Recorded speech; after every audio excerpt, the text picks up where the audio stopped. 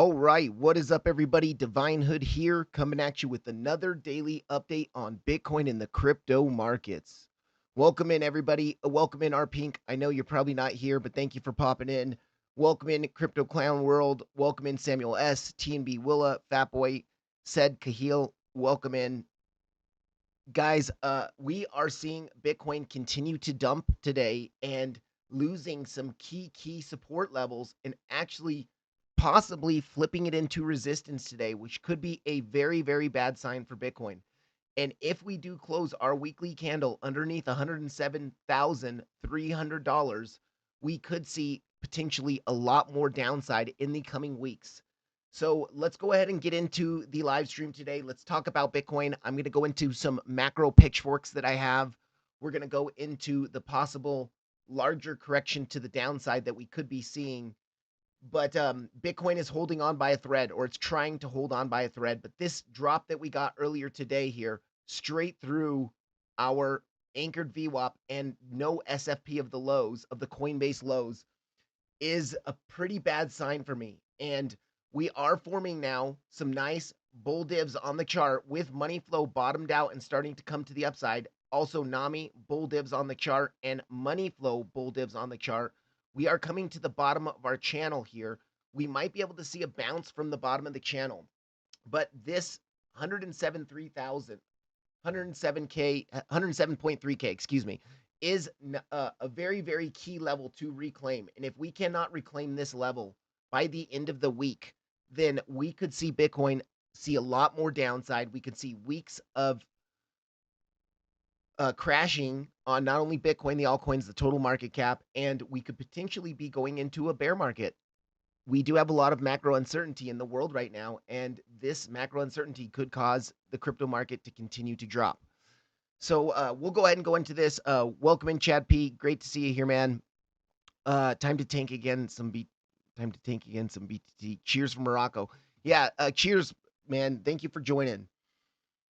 And Samuel, what's up, man?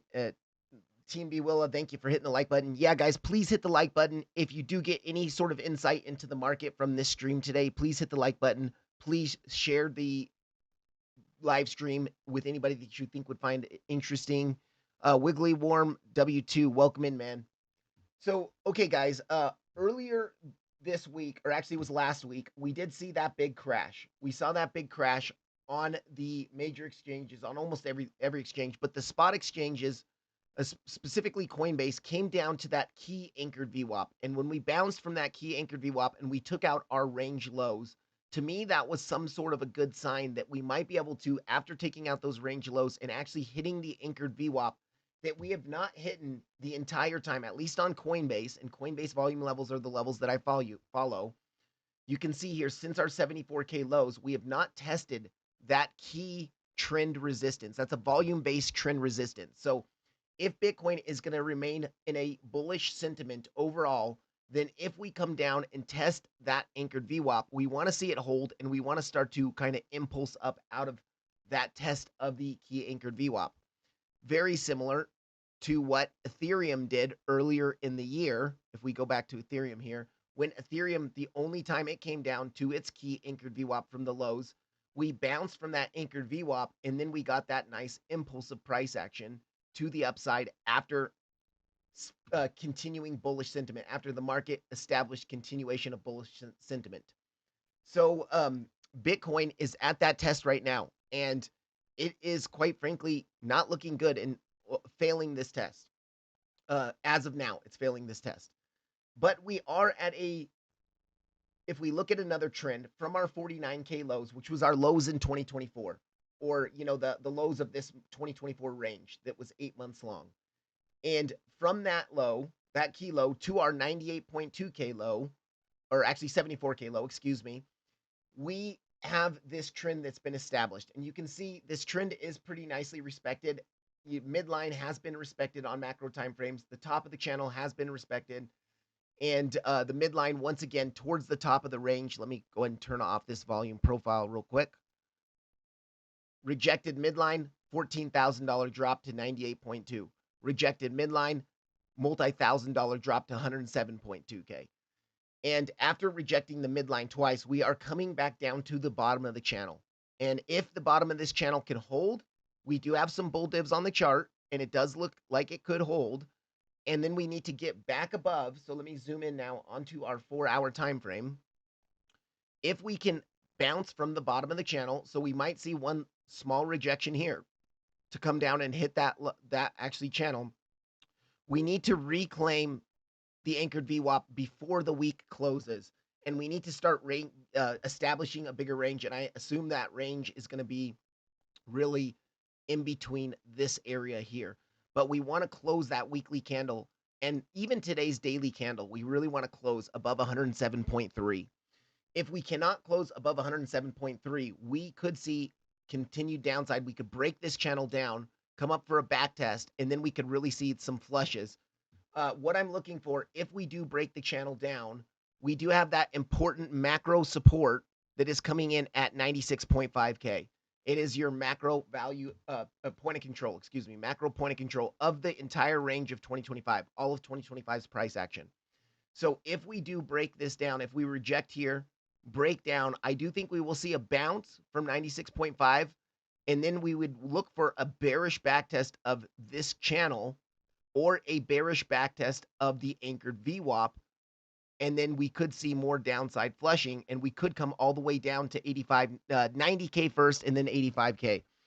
So this could get ugly, guys. This could get ugly really quickly. We do have that uncertainty. Next Friday, by the way, Fridays have seemed to be pretty aggressive downside days the last 2 weeks.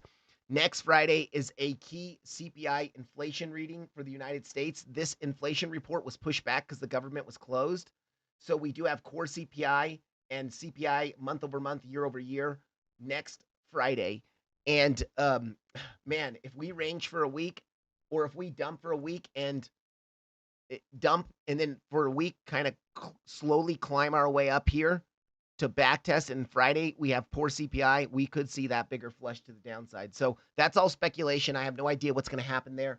But today's close and the weekly close this week is going to be really, really important.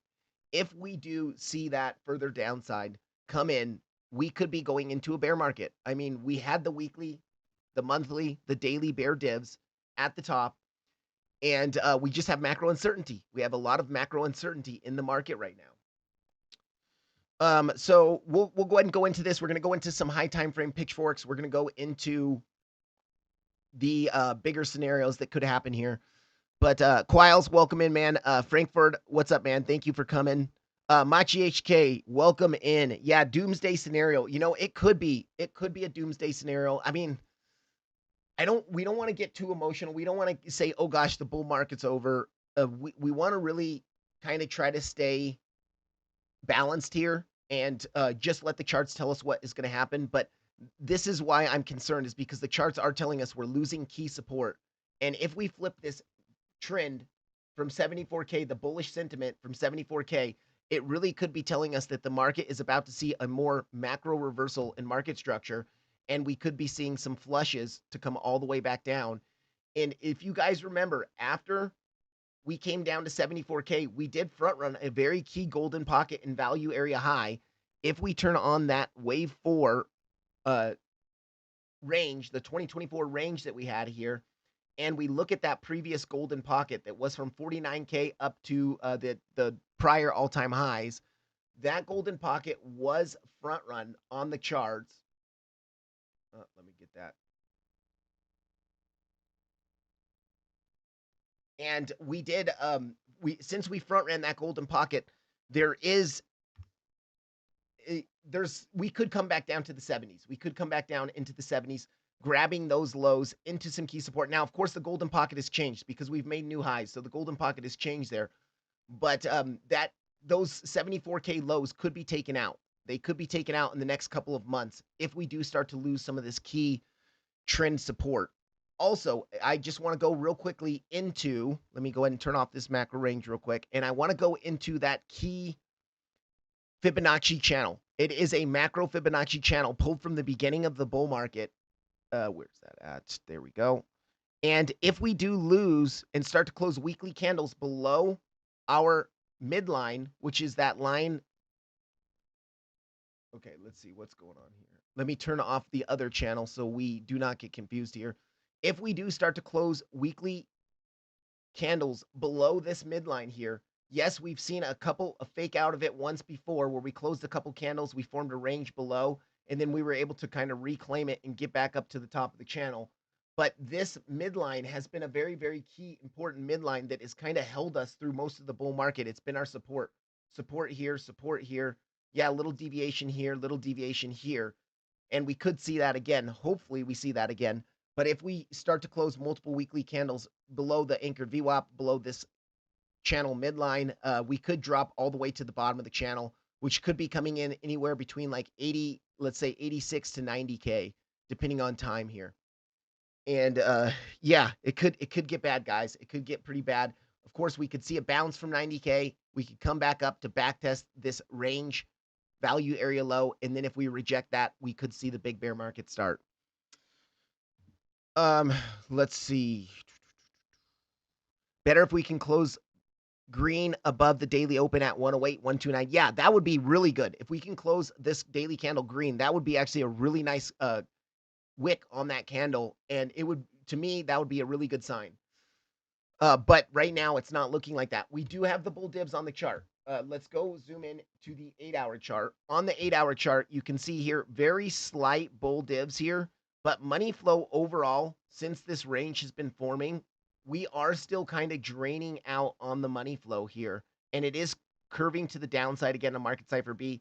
And then on NAMI, we are in the red already, and it is continuing deeply into the red here.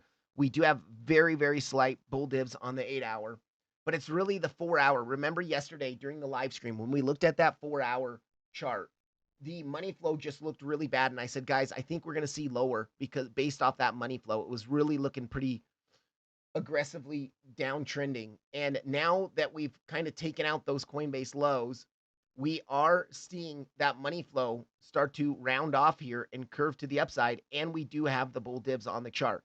NAMI looks really good with multiple drives of bull div, both regional and local bull divs, and then also the money flow bull div. So when I see Market Cipher B have this setup where we have the bull divs with money flow bottomed out and curving to the upside, and NAMI has the money flow bull div and the momentum bull div. This is always, I will always attempt a long position off of this, based off of this, if we're at support, if we are actually hitting a support level. So we've kind of busted through our support level of that previous low. And to me, because we have busted through that support level and we didn't quite hit the bottom of the channel quite yet. Let me turn off that Fibonacci channel and let's turn on that bigger trend channel. We have front run it just barely. So I think we might be able to drop a little bit more before we see that 4-hour bull div kick in. Let's go to the 2-hour chart. The 2-hour chart, the money flow is still coming out here on Market Cipher B. And we have some regional bull divs. We have bull divs between the 107K lows and the new lows here, regionally, bull divs. But money flow overall is still kind of coming out here on the charts. And as far as NAMI goes, yes, we do have some bull divs that have developed throughout the week here, with NAMI being a bit quicker and money flow is curving to the upside. But for me, the real key is to reclaim that anchored VWAP. Until we reclaim that anchored VWAP, I'm not longing yet, or until we come down and actually bounce from the bottom of the channel. And oftentimes on these more macro channels, what will happen is you won't see bounce, reclaim right away and go. You will oftentimes see a little bit of a range that forms down here. And then we could get that, if we're going to hold it, we get that push back up through the key resistance, local resistance. And so that's what I'm going to be watching for here over the next, and remember, we are going into the weekend. So a range at the bottom of this channel makes a little bit of sense here. And if we do range throughout the weekend here, I want to see that close above 107.3 before the weekly close happens. And then if we look at the 1-hour chart, money flow is starting to roll over. We do not really have any bull divs on Market Cipher B. NAMI does actually have really nice bull divs on it. You can see here multiple drives of bull div here and money flow bull divs with money flow nicely curving to the upside here. But what I want to see is one more drop because we are right now locally rejecting that anchored VWAP. If we can take out those lows one more time into the bottom of the channel, I will be looking for a long position. If we continue to have these bullish sentiment, the bullish divs developing on the 1 hour, 4 hour, I will look for the long from that area if we do come down there and touch the bottom of the channel. Now, it's going to be probably happening during the weekend because we already are going into market close for the week. And yeah, we'll have to see.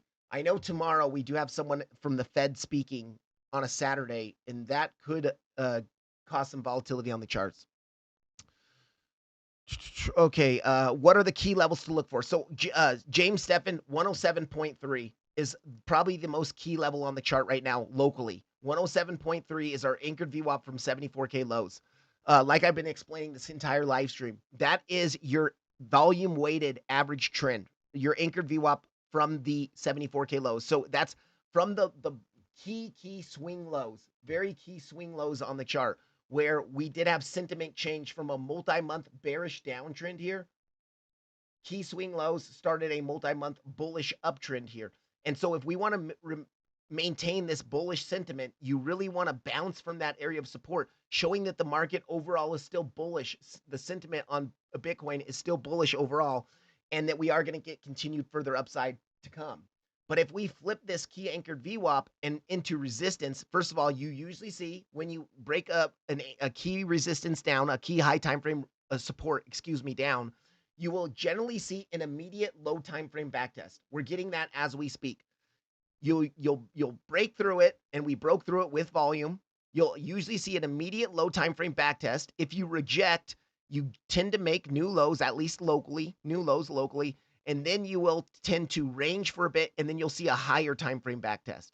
And this is where the scenario of if we lose the channel, if we backtest right now, we could drop to 96.5, bounce from that POC, and then we could kind of range in here, and we could see a higher time frame backtest. And on that higher time frame backtest, if we reject after an immediate low time frame backtest rejection, higher time frame backtest rejection, that's going to tell you the market is flipping sentiment bearishly overall on a macro trend. So that's 107.3. Now to the upside, if we do break back above the anchored VWAP, we have some key levels that we can look at. So let me zoom out to the 4 hour chart here.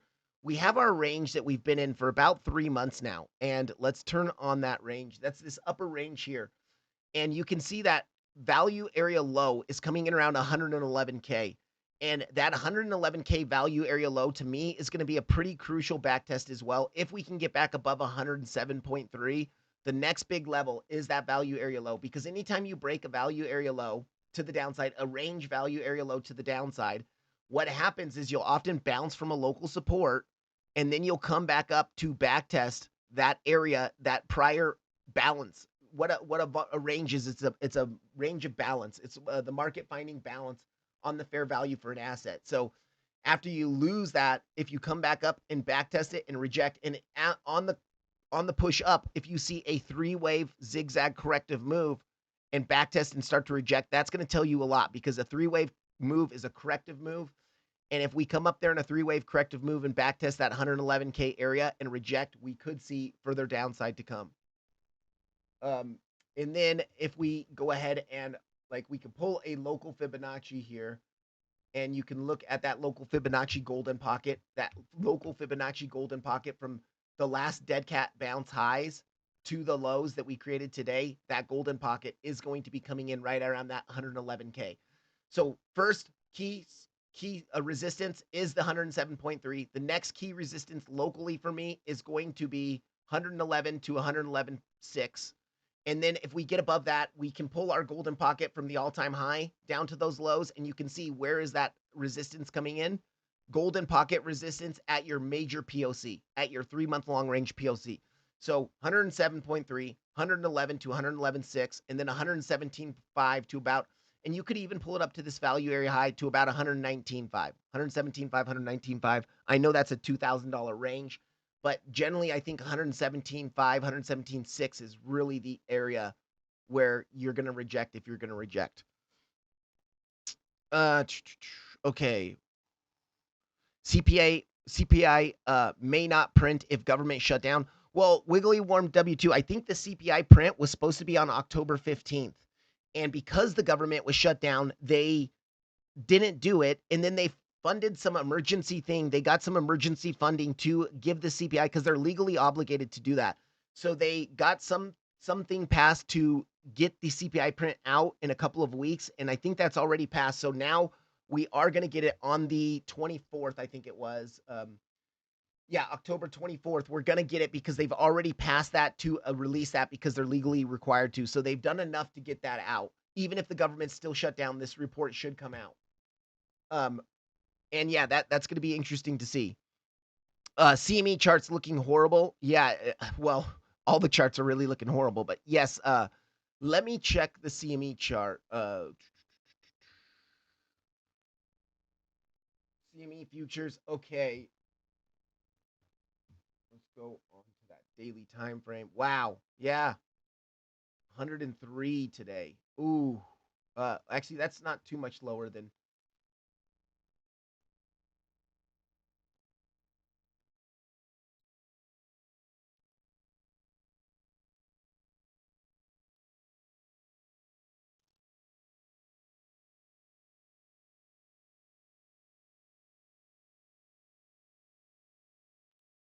Yeah, we still haven't quite lost that trend line quite yet on the 100 on the CME futures chart, but we're very close to it. We're very close to losing it, and I mean, this to me, these two high time frame rejections from the midline, we could have probably suggested that we were going to come test the bottom of the trend. Now we're there. We're pretty much there. We're pretty much there. Now here's what doesn't look good, guys. On the CME chart, look at your money flow. Not bottomed out like Coinbase. Bull divs are on the verge of being invalidated. Not quite yet. We did get that green dot print and starting to roll over. But even if you have a single drive of bull divs and that money flow looks that bearish, it's not going to overpower that money flow, a single drive of bull divs. Let me check out the Bybit chart because I would be interested to see what the Bybit chart looks like. Okay, money flows bottomed out on the Bybit chart. Let's go to the Bybit USD chart. Money flows bottomed out. And let's go to Binance real quick. Yeah, money flows bottomed out here. Another thing, guys, you can see this golden pocket was our 107K golden pocket from Binance, which was the flash crash lows were a lot lower up to your dead cat bounce highs. We actually busted straight through that golden pocket with this imbalance candle here. And now we're back testing it as resistance and starting to reject here. So anytime you break through a golden pocket, it will locally turn into like a resistance in some ways. And then if you reject it, you can expect to come down a little bit further.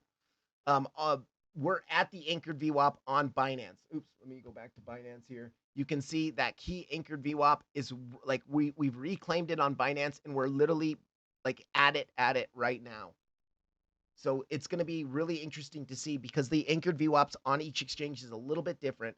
But you can see this white line here is that fib channel midline, that macro fib channel midline. And that's going to be important to get above that as well before the weekends. You can see when we lost it, back tested it, and that's when we got that big imbalance candle to the downside. So what we could be seeing right now is just a little push up to fill in that fair value gap. And after we fill in that fair value gap of this imbalance candle here, you could start to drop right back down. Uh, by the way, I love how the low was more or less around the average low. Oh yes, Machi HK. Absolutely, man. You know, you called it. 103.9 was the average low, and we bounced pretty much 103.5, 103.550-ish. So very interesting. And that was interesting information, by the way. So let's see, you know, the thing is, no matter what exchange you're on, that anchored VWAP is been broken to the downside, at least locally. For today, we broke it to the downside. So the key is going to be on that back test of that anchored VWAP. If we can, I really want to see us close this daily candle above it. That's going to be big for me. Good morning, Abir. Welcome in, man. Good to see you. Yeah, guys, hit the like button. Drop your thoughts on what you want to see, what you think is going to happen. Let me just say this. Let's see. Can I do a poll in here? I'm not sure how to do the poll.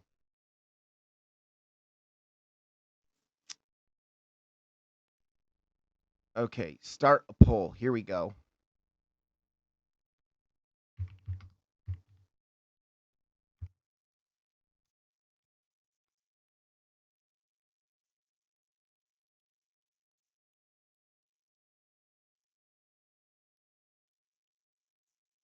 Okay, very, very simple poll here. And I want to start the poll here. Are we going to dump sub 100K? So let me know what you guys think in the chat. Is there not an NPOC at 101? Yes, there is. That's a good point. So let's go into the Coinbase chart here and let's turn on some of our levels of support below us. Now, here's the thing though. You do have a naked daily point of control down there at that area of 101. Let's see, what was it? It was 101 250, and then you have 99.5 as well. 99.550. There is two naked daily points of control down there, but it to me, with that major liquidity sitting right below those two naked daily points of controls, sure, you could see some small bounces from there. That might be a bounce there. You might bounce there, something like that. Um, if we hit those, especially during the weekend, you might get small relief rallies, like maybe a scalp opportunity. And because we do have some bull divs, it would be worth maybe taking a shot there. But just be aware, like if you're breaking major trends, really that anchored VWAP breaking to the downside is far more important. And so maybe we're going to reject here, bounce from this naked daily and try to get back in. And that would be like a small deviation of the channel in here. We'll have to see how it reacts if we get down there. Naked weekly POCs, we don't have any that are close by. Now it looks like we're going to form a new naked weekly POC by the end of the week because if we turn on our periodic volume profile and look at our weekly NPOCs, this is not confirmed yet. We do not have this confirmed yet, but you can see there's also going to be a key naked weekly POC at 111K. And guys, this is that key resistance above. If we reclaim 107.3, the next key resistance is 111. And look at right where that naked weekly POC is. And if we can get back up there before Sunday, then we won't have a naked weekly POC. But to me, it's highly probable that we don't get back up here. So next week, we're probably going to have a naked weekly POC in confluence with that value area low and in confluence with that golden pocket. And that golden pocket might shift down a little bit if we do make new lows. Like if we come down and just SFP the low from today into the bottom of the channel, it would lower that golden pocket just a little bit. But that box, that purple box right there, is your key resistance above. Make no mistake about it. Even with the weekly NPOC not confirmed yet, that POC is still there. So not only is it value area low resistance, but it's going to be a key naked POC resistance or POC resistance. Let's say that. Try to pull a volume profile on the CME, like the macro volume profile. We are already closing. Okay, yeah, let me check that out. Here we go. Let's zoom out onto the daily time frame.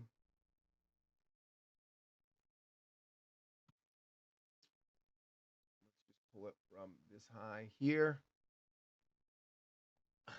Like, are you pulling it from this high? Yeah, okay. If you pull it from the high, the first all-time high that we had at 108.7, I wouldn't say we're losing it yet. We're at it, at least on this CME chart. We're at it. Let me see if you pulled it from this high. Or you pulled. Yeah, it looks like we are pretty much at that POC.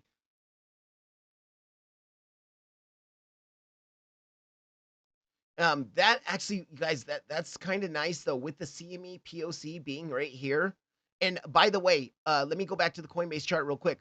But with the POC of the CME chart being here and the bottom of the channel being here, I mean, we could keep holding this trend. If you want to be bullish, hold the trend, continue, and we do have some slight bull divs, but the thing is money flow is not really suggesting. Remember, I've been talking about this for about a week or 2 weeks now. Higher highs on the price action, lower highs on the momentum waves, money flow draining out as the range forms.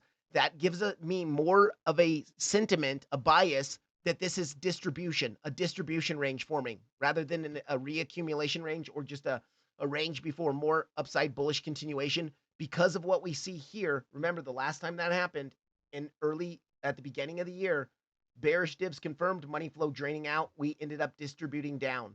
And I've seen this not only on Bitcoin, on almost any asset that has this bearish divs on high time frames confirmed, multiple drives, and money flow draining out as the range is forming, it tends, I would say, at least 75% of the time to end up in distribution to the downside.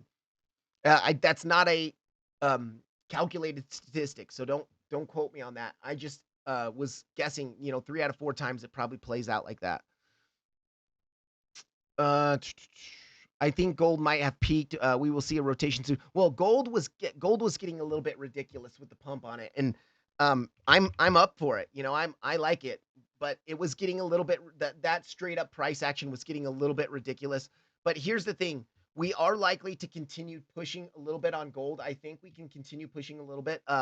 Daily time frame maybe is going to cool off here. We're potentially seeing some very local aggressive bull divs. So you can see higher highs in the price action here, actually from this high to this high, way higher highs. And then we have some very slight lower highs here. If we close this daily candle red and the money flow looks like it's topping out here a little bit, we could roll over a bit here and then form another drive of daily bear div and maybe make it up to like 5,100. If we get to 5,100, I'm telling you, I'm going to sell some of my gold stocks or gold certificates, whatever you want to call it. So just for a retracement, I'll rebuy them once we get back down, probably sub 3,500 or around 3,500, something like that. But yeah, gold. Let's look on the 4-hour chart. Yeah, we do have the bear divs. I mean, like this here. So this push up, this last parabolic push up was so aggressive here, and you're starting to kind of see that big crash.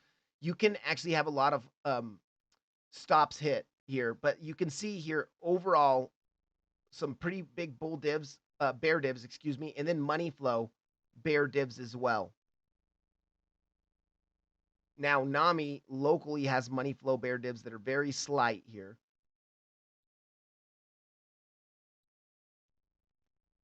One-hour chart. No 1-hour bear divs really on this. And we are already bottoming out and money flow is starting to round off and potentially curve back up here. I think that overall we might see a small pullback for a week or maybe a few days here, but I think overall gold is going to continue pushing a little bit higher. I don't think we can go towards 100K and below. If you pull the fixed range volume profile from 8th of May, 2025, we are at the value area low. We need to close below that first. So let me see that, Abir. So May 8th, let's zoom out to the daily.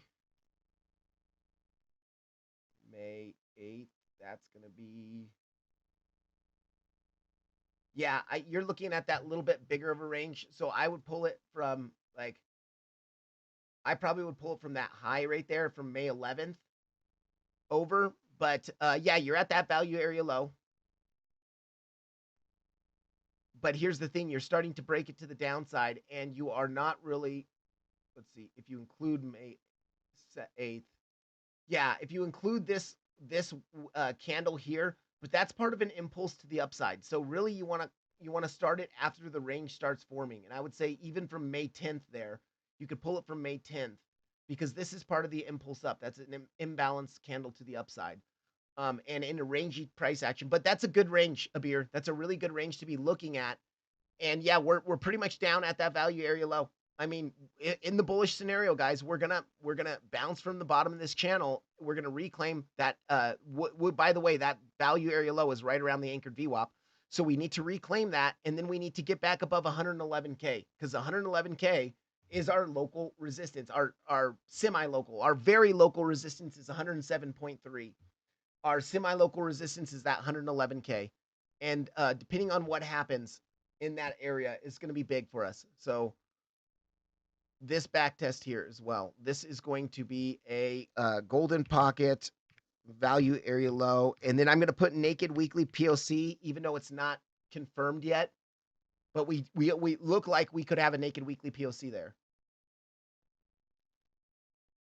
I'll keep this range on the chart though, Abir. Thank you for giving me that. Okay, is the chat bullish? Yeah, let's see here. Let me check this. 62% say yes, we are going sub 100K. Okay, and we have 29 votes. Awesome, guys. If you haven't voted in the chat, please vote in the chat. We will I have to agree. I have to agree right now with what we are seeing on the charts. I kind of have to agree with the 62% of you. So, yeah, that's just what I have to say right now. It's looking like it. My mind is not really going to be made up until this weekly candle closes and we see where we close at this weekly candle. Because if we just deviate this value anchored VWAP, but get back above it and maybe be up inside of this range here, still come Sunday at weekly close, and specifically if we're above a 111 on Sunday, to me that's going to be a bullish sign. It'll be a fake out of the anchored VWAP, the first real test we've had of it. Well, last Friday was the first real test, but and then more upside. Okay. Okay, Mach HK, I'll check that out. Sudeep, welcome in. Thank you so much for joining. Thank you for modding. Really appreciate you. Relief rally is due soon, I do think, but is that relief rally is probably not going to be a reversal quite yet. It's just going to be a relief rally before making another lower low, like continuing macro market structure bearishly. Cashed out market is rigged. Yeah, buy Magic the Gathering, it's worth actual money. You're right. There are a lot of people that like that Magic the Gathering. Look at the weekly on MCB. Let me go check Machi HK's chart here real quick. So let's pull this over.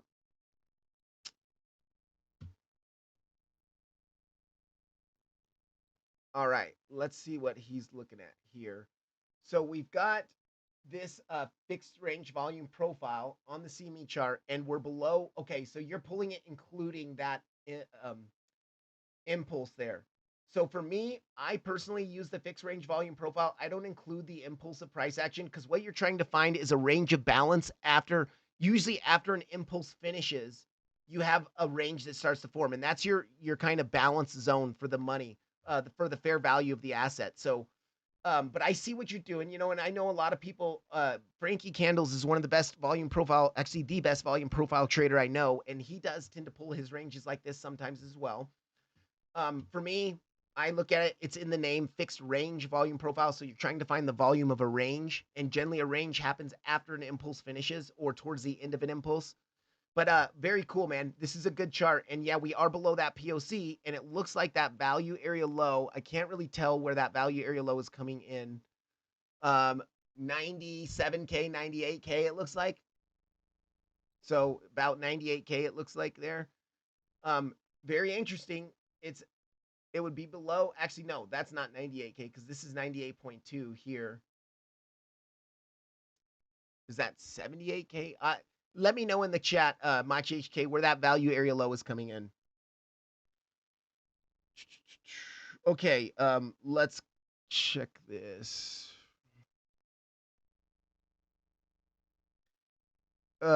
Money flow is coming out. Yep. Weekly MCB. Yeah, guys. So this is the thing that I've been warning about really ever since your 2024 all-time high. Money flow has been, or I mean, you've been making bearish divergences on the momentum. And then since your all-time high at the beginning of the year, you're making bearish divergences on money flow. And now that weekly finally starting to roll over. If we close this candle as red as it is this week, this money flow will start to aggressively turn down. But on NAMI as well, and remember, NAMI is based off actual money flow, and it is quicker than Market Cipher B. We do have bear divs here, very slight between these two highs, but then you have some more aggressive bear divs here. And then now this weekly, another bear div here on this all-time high. And then look at the money flow bear divs though. From the 108K highs at the beginning of the year, you have massive money flow bearish divs. So when Market Cipher B has multiple drives of momentum bear div, and NAMI has momentum and money flow bear divs, that's a sign that a macro reversal could be in play. I really don't like what I'm seeing here. If you want to remain bullish, and trust me, I want to be bullish. I have spot bags. I want to be bullish here, but it's just getting a little scary. It's a little bit scary there, the way it looks. And then if we even go on to the monthly chart, guys, on the monthly chart, you can see from the 2024 all-time high. Actually, this is previous cycle. So previous cycle, we have massive bear divs and massive money flow bear divs as well. Oop, that was a horrible line, but you get the idea. Massive money flow bear divs as well. And then as well on NAMI, multiple drives of bear div. Put in 2 drives of bear div between the 108 and 126K all-time highs bear divs, money flow bear divs here. It just looks like the bull market is about to end. If it's not going to end yet, it's going to end soon. It looks like it, just based off technicals on the chart. And then even if you go like to the 2-day chart here, 2-day bear divs locally, money flow draining out, crossing into the red. Bear divs as the range has been forming. Bear divs actually not here, but bear divs here. Money flow draining out as the range forms. This range in particular up here. Draining out. It looks like distribution to me. It looks like it's a possible distribution range. Can we see a fake out of it? Absolutely. Absolutely. We want to. We want to. I'm hoping for that. I'm hoping for that. But it doesn't look good. Technicals does not look good here. Yeah, you got. I get a beer that we have buyers below the value area low. It's interesting that they're buying below the anchored VWAP and below the value area low, and this could just be short-term algorithm buying as well. We'll have to see, but you are going to have some bouncing, some ebbs and flows in the market throughout the day. You know, bots that trade. A majority of the traders actually are bots and everything. So we'll have to see. We'll have to see. But right now, we are not reclaiming that anchored VWAP, which is very key. Oh, Mark Dutch, welcome in, man. Don't touch my naked POC. Mark, man, come on. I thought we were doing a live stream later today, a one-on-one. Lu Dong, welcome in too, man. I'd like to sign BTC dominant. Yeah, we'll check out some of these altcoins, Lu Dong. Absolutely. Yeah, please hit the like button, guys. Please subscribe to the channel. And welcome in, guys. Welcome in, Mark Dutch. Thank you so much for being here. Sudeep POC. I got my spare ribs. Oh, nice. Some spare ribs in the Dutch oven. Wait, you said you would sell your BTC bag on the bearish retracement, Divine Hood? Some of it, not all of it. I'll never sell all of it. But if we do get a retracement, like especially if we start to close below this anchored VWAP. Now, here's the very bad thing in a bull market. We always think there's going to be some sort of nice retracement, maybe up to 118K, 117K. But if you get stuck underneath this value or this anchored VWAP, you could just keep dropping all the way to 90K, and then your retracement could come in from 90K. You could come in and actually reject from 107K, and then you're going to have to sell here. You know, one thing about trading, guys, is just if you think you're always going to catch the exact top and the exact bottom, you're lying. You're fooling yourself. You're trying to be a perfectionist, and you will end up making mistakes by trying to be a perfectionist. Be happy with what the market gives you, and after you see macro shift changes, that's when on retracements you can sell. And yes, it's not going to be the exact top. No, you have to be happy with not being able to catch the exact top. So, and also you have to be happy with just taking profit where you should, if after seeing technical indicators, like if you break weekly market structure bearishly, let's go to that weekly chart. If you break weekly market structure bearishly, which in some ways I would say we already have, right? Here is the last weekly low at 107.2. We have broken market structure bearishly now. Now, because we have broken weekly market structure bearishly, even if we see a bounce, we can look for a lower high on the charts before creating a lower low, and now you're going to start your trend. You know, this could be the start of the bearish shift in macro weekly market structure. So it's a real technical indicator, a technical thing showing you that maybe you should start to take some profits. Okay, 98K. Yeah, 98K. Okay, real quick, guys. I'm going to go into some of the pitchforks that I've got. So first off, on the Coinbase chart, let me throw on, and let me hide this channel real quick. Let me get rid of some of this, and we'll turn off our support levels or resistance levels real quick. We'll just get this chart really clean here. And let's throw on the pitchfork. So this was a local pitchfork that we were trading in. Let me zoom into the daily time frame. I mean, it was from our wave 4 lows, the very first impulse up from the wave 4 lows. And we were chopping really nicely, but once again, rejecting from the upper band, came to the lower band, rejected midline, lost the pitchfork, back tested it, rejected. You know, you can see we've kind of lost this pitchfork. So that one in some ways is done with. But this is your wave 3 pitchfork. on Coinbase. Remember, I showed you guys this yesterday. It is the same pitchfork as on Bybit, but Bybit's wick down here was a lot bigger. So it changes the pitchfork based off of that wick. But you can see we rejected the all-time high in December at 108K at the top of the pitchfork. And coming down here, since we've lost the midline now, we're losing the midline, coming down to 101.5, which is also where that naked daily POC is. You know, you have a naked daily POC at 101,250. And then at the bottom of the channel, the band is 98K, depending on how quick we get down there, 98.4, 98K. So that could absolutely be a bounce level for that. But let's go ahead real quick onto the Bybit chart, and we'll look at where, see on the Bybit chart, that pitchfork band is a little bit lower based off of that wick that changed it. So you can see it's pretty much at 98.150 to like 98. If we hit it in the next few days, 98.1 to 98.5 is going to be a support level for sure. But I would be saying that this 96.5, because it's likely that we see some chop in here, right? Maybe bounce from here, come back down, and then come to the bottom of the pitchfork band. And you could see the bottom of the pitchfork band would be very nicely aligned if we take a week or so to get down there with our POC of the range. And so that 96.5 is going to be a really key area for me. And then if we look at, actually, let me do that. And if we look at some other charts, so I want to go into my Bybit USD chart. Now, this pitchfork, someone in Jason Casper's crew showed this to me, and this is not the proper way to pull a pitchfork. Let me just zoom out here onto the 3-day time frame. I will say this though, it is technically not the proper way. You should, in a pitchfork, you have your market structure, right? And you should be pulling it from a swing low to a high to a lower high. If you're in a bullish pitchfork, then you get your pitchfork that can kind of tell you your targets in a bullish trend. In a bearish trend, you should be pulling it from the high to the low to the lower high here, and then you'll get your bearish targets in the pitchfork. But I have to say, even though this is not the proper way to pull a pitchfork, it has been so highly respected that I cannot deny it. And the more an indicator is respected or a tool has been respected in the past, the more likely it is to be respected in the future. Now, this pitchfork was pulled from the bear market lows, or your 2021 lows, those summer lows, up to your 69K highs, which in some ways you could say that this was the actual high of the bull market. According to a lot of experts too, the actual high of the bull market was 65K, and this was kind of a three-way flat corrective move before seeing the bear market start.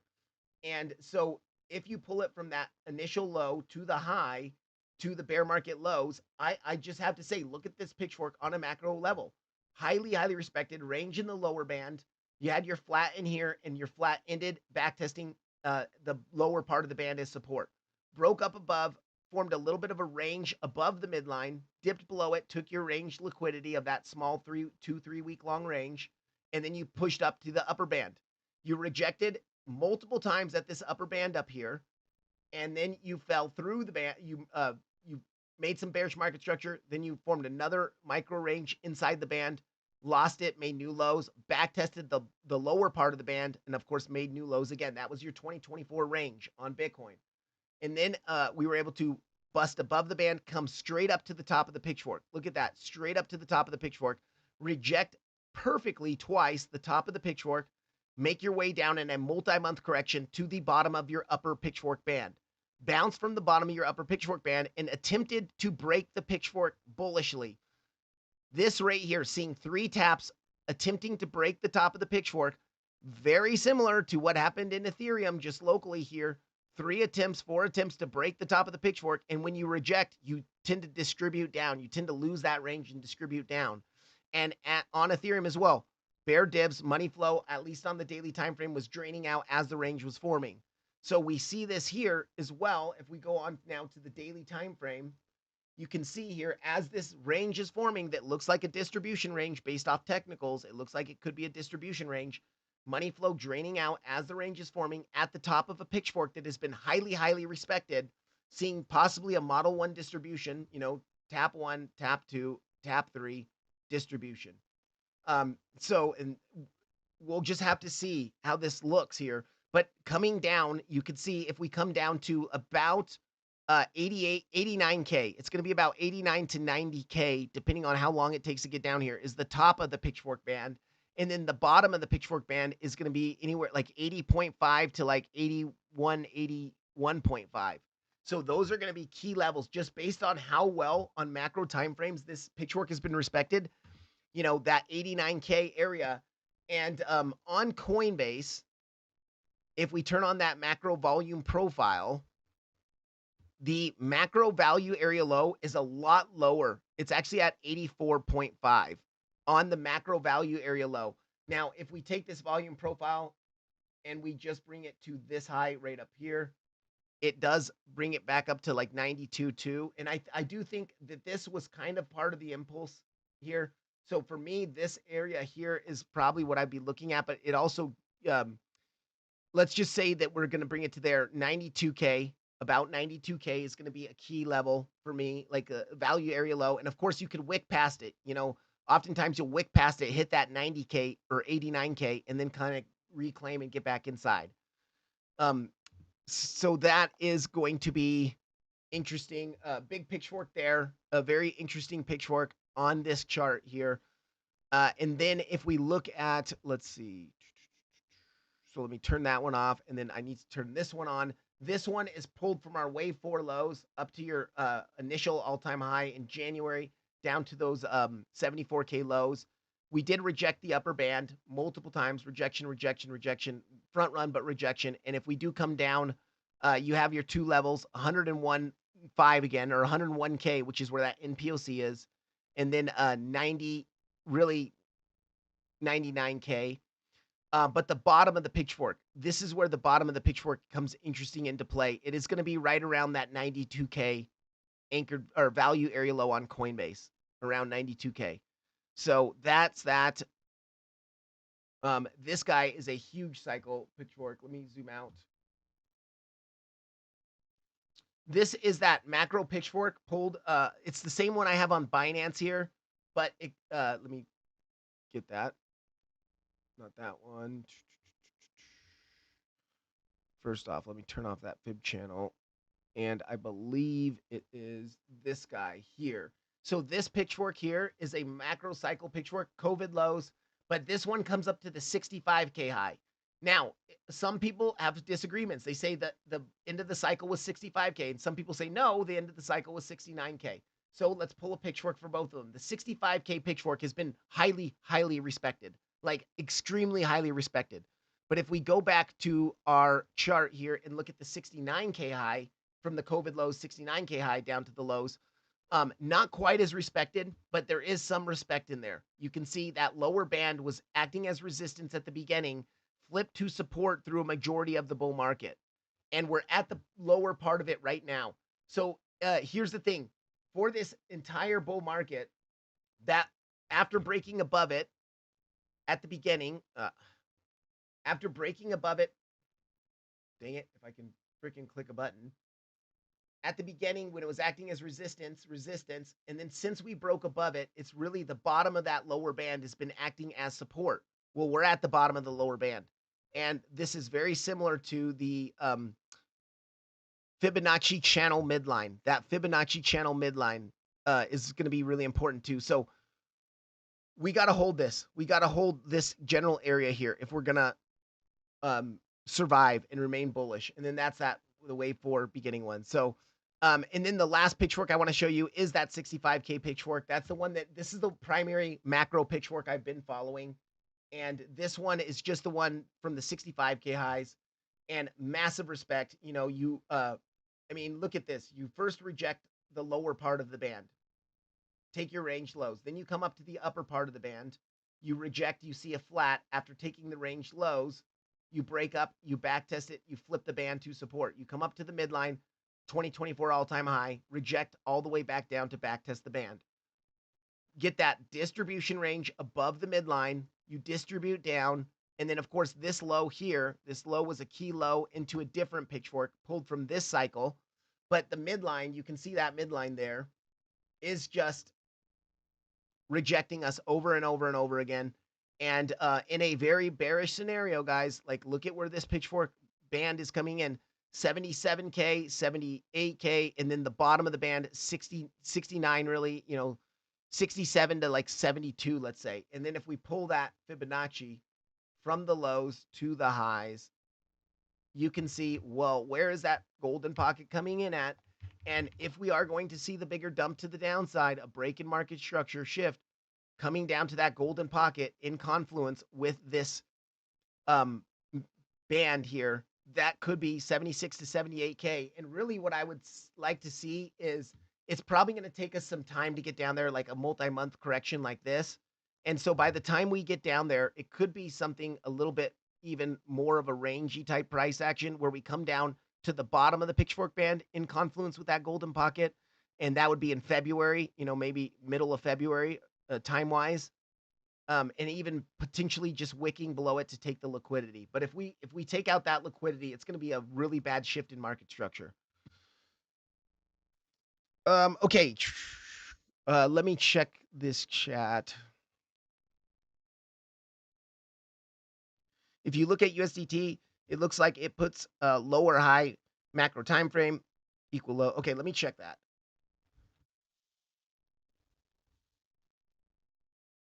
Where is that? Right here. We have some equal lows at 3.7. Yep. Yeah, I'm hoping.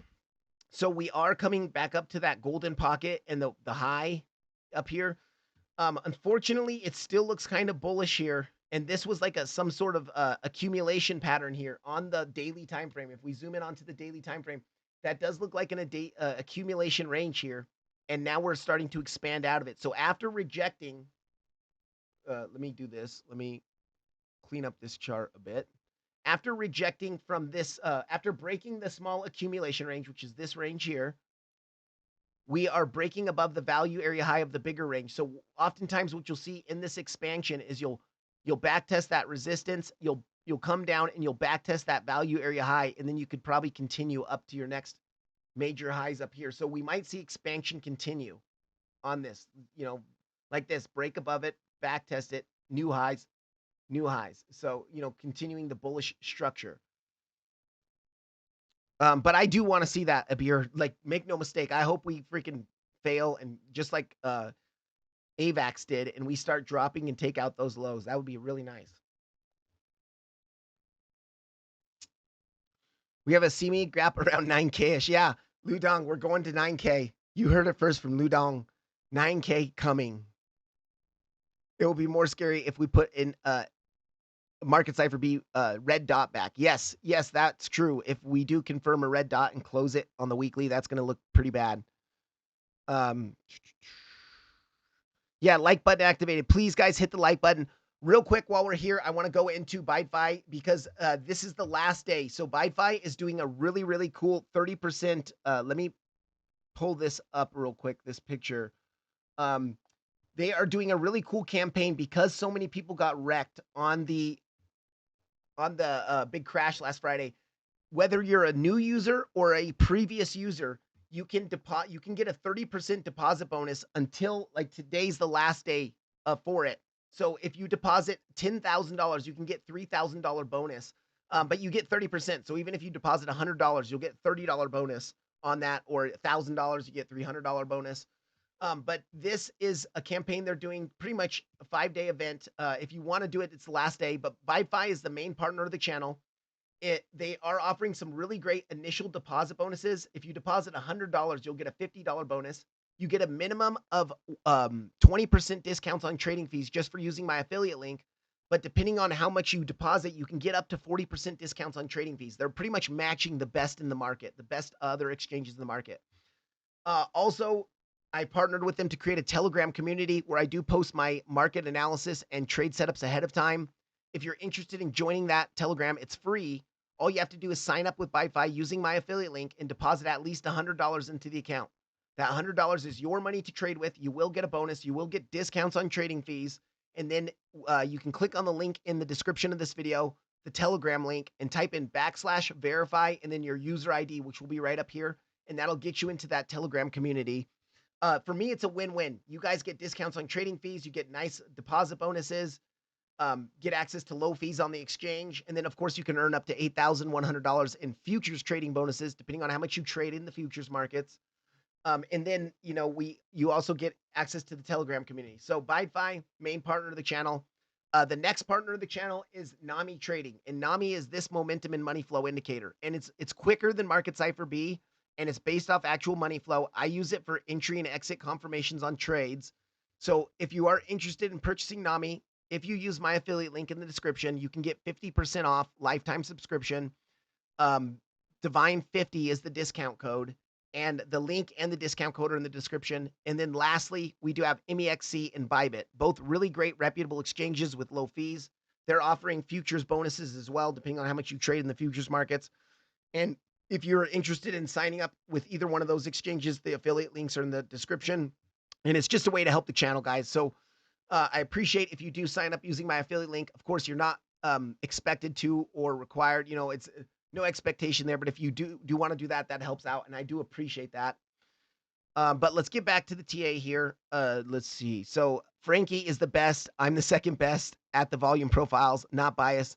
I'm a bit behind. Yeah, Darren does things. Frankie's a amazing trader. I have a lot of respect for him, and the way he treats his community too. He's actually one of the real ones out there that doesn't want to just make money off a bunch of people. He really wants to build a real community. So and Jason's the same way. Jason gives out more money to his community than anyone I've ever known. I respect those guys so much. I also respect Andy from Bitcoin Consensus, and then really Coons Trading. Those guys are really the guys that I really love, and I consider them really amazing colleagues.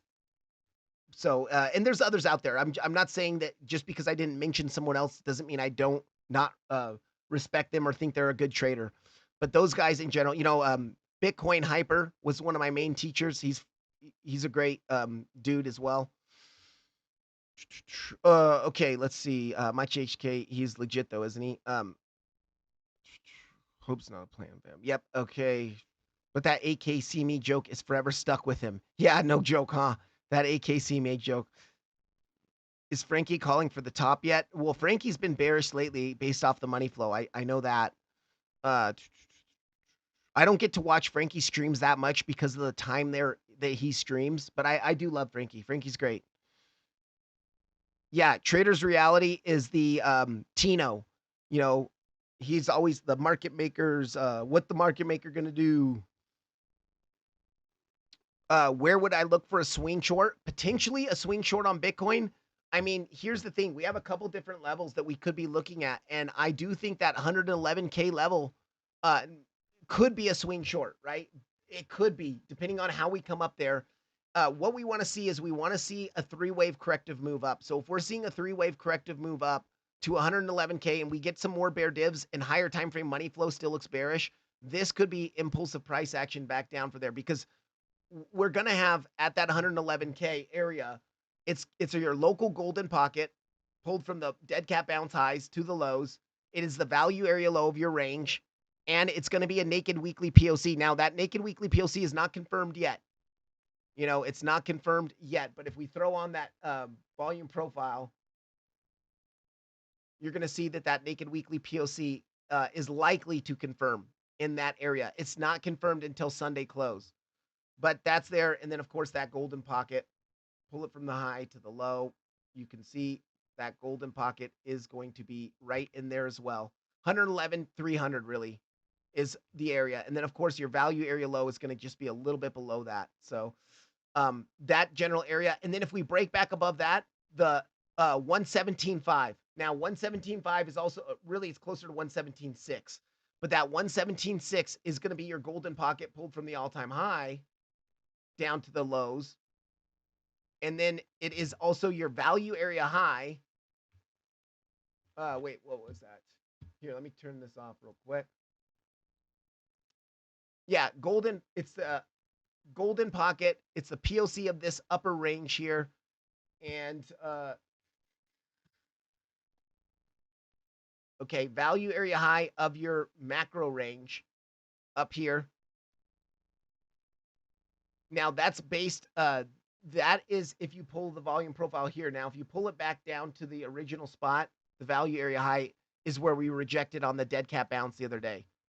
You can see on the dead cat bounce, rejected value area high. So in some ways, guys, we could have already had bearish confirmation. But to answer your question, this would be a really great potential swing short position for me. And then, of course, if we look at the 786 of that all-time high pull, 786 is up here, and we also have a naked weekly point of control up here. Naked weekly point of control, 121.5. So those are all potential swing short positions. But here's the thing. We don't know if we're actually going to take the trade until we get up there, and we're going to have to look at our confirmations once we get up there. But what you want to do as a trader is you mark out your levels of interest, where there is confluence for a potential harsh rejection. And so once we get up here, if we see the confirmations to look for a swing short, I'll look for it from here. If we get above it and we see confirmations to look for a swing short from here, I'll look for it from here. And same from here. So that is kind of what I am looking at on Bitcoin, those three major levels there. This one, I just got to type this in. That's going to be your 786 / naked weekly POC. Yeah. And so let me go real quickly. Let's hide this. I just want to talk about this real quick. So if we look at our initial range that we've been following on Bitcoin, this range, the 2025 price action, right? All the way, this goes into November here, but pretty much for the entire year of 2025. What was a little bit scary here is if you look at, like, let's go on to the 4-hour time frame. We did fall back inside after seeing a failed auction of the volume profile of breaking out of the value area high. We have fallen back inside after bouncing from your anchored VWAP, your very, very key anchored VWAP from 74K lows. We had a dead cat bounce to come up to that back test that value area high. Now we're rejecting and we're making new lows. That's what's key. We're making new lows below the crash lows, at least on Coinbase. And Coinbase is a spot exchange, which I follow. So this, in some ways, this bearish backtest could confirm that we've already found reacceptance back inside the volume profile. Now, if you find reacceptance back inside a volume profile, you have a very high likelihood to come to the POC of the volume profile. If you lose the POC, you have a likelihood to come down to the value area low. And so that's where 89K could come into play. That's where we could spend some months chopping back inside of this volume profile and filling the volume profile in full. Or at least coming down to the POC. Sometimes you don't fill it in full. Sometimes you bounce from that POC because it's considered the fair value, the fair market value for all of 2025. So if the overall market is still somewhat bullish on Bitcoin, if we come down to fair value, you'll have your big players be willing to buy at fair value. And then we could see a new impulse up out. So we'll have to see how it plays out. But zooming back out onto the daily time frame, if we look at pulling that volume profile instead, not including that last little uppage bit here, but to our first kind of high here, then you can see that value area high is going to be coming in right around the macro value area high, which rejected there, tried to break above it again, just got your liquidity grab, and now you're back inside.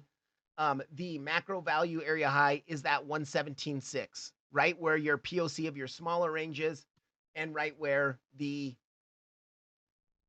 golden pocket is, at least the current golden pocket. So those very key levels, very, very key levels. Another key level that I would say is somewhat interesting is the two anchored VWAPs, right?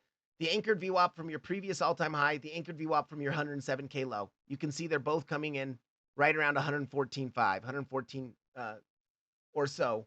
That could be another interesting one. And then actually, let's pull an anchored VWAP from the all-time high. Yeah, that's it right there.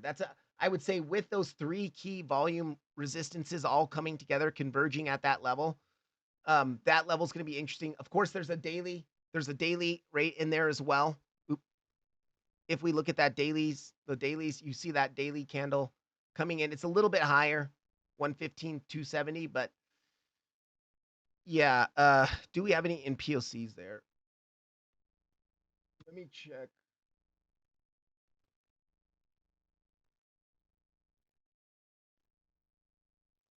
I'll zoom in so we can actually see. From this range, do we have any in POCs from this range here? Nope, it's already been taken. But you can see around 114.7 to like 114.3 ish could be another area of interest. I think that we'll at least get some sort of reaction from this area. Like say we break back above the anchored VWAP, maybe reject here, make a higher low, get back above it. We could see a rejection from that area to back test the value area low and then come up to this area. So it could be a nice scalp short to 111K.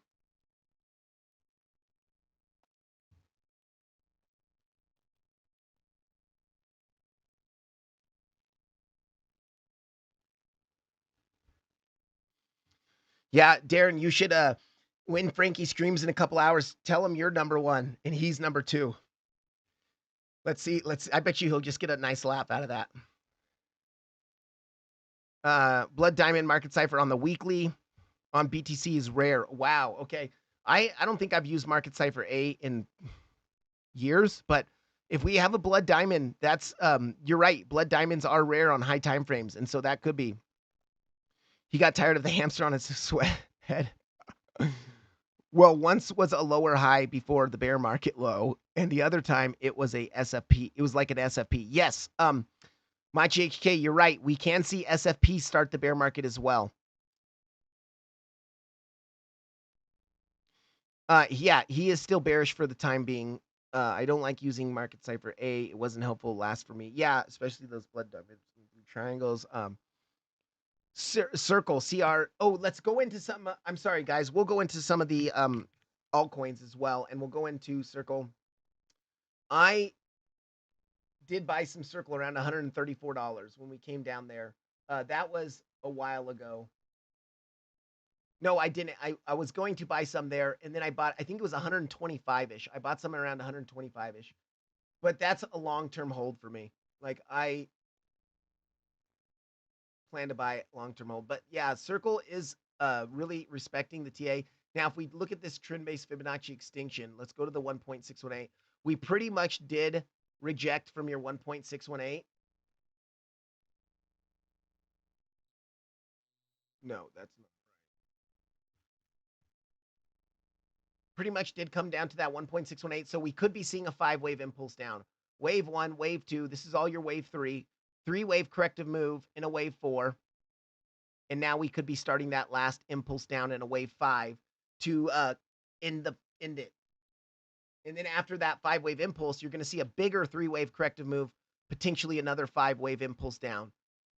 So Circle, to me, I'd say it kind of looks a little bit bearish. Let's pull from the wave 4 lows to the wave 4 highs, and let's look at our wave 5 targets. So 95 to 76. You do have a CME gap down here, or actually, no, you don't. But $76, I would be interested in buying some around 76. Or even 95, 96.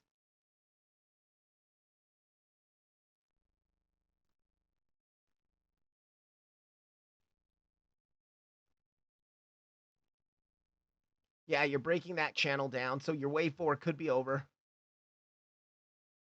Let's check something here. Pulled from the highs of 3 to the lows of 3, and let's look at our wave 4 targets. Okay, you didn't even quite make it up to the 382 yet. Let's put that. Yeah, you did. Okay, you're rejecting your 382. So that is a common wave 4 rejective target.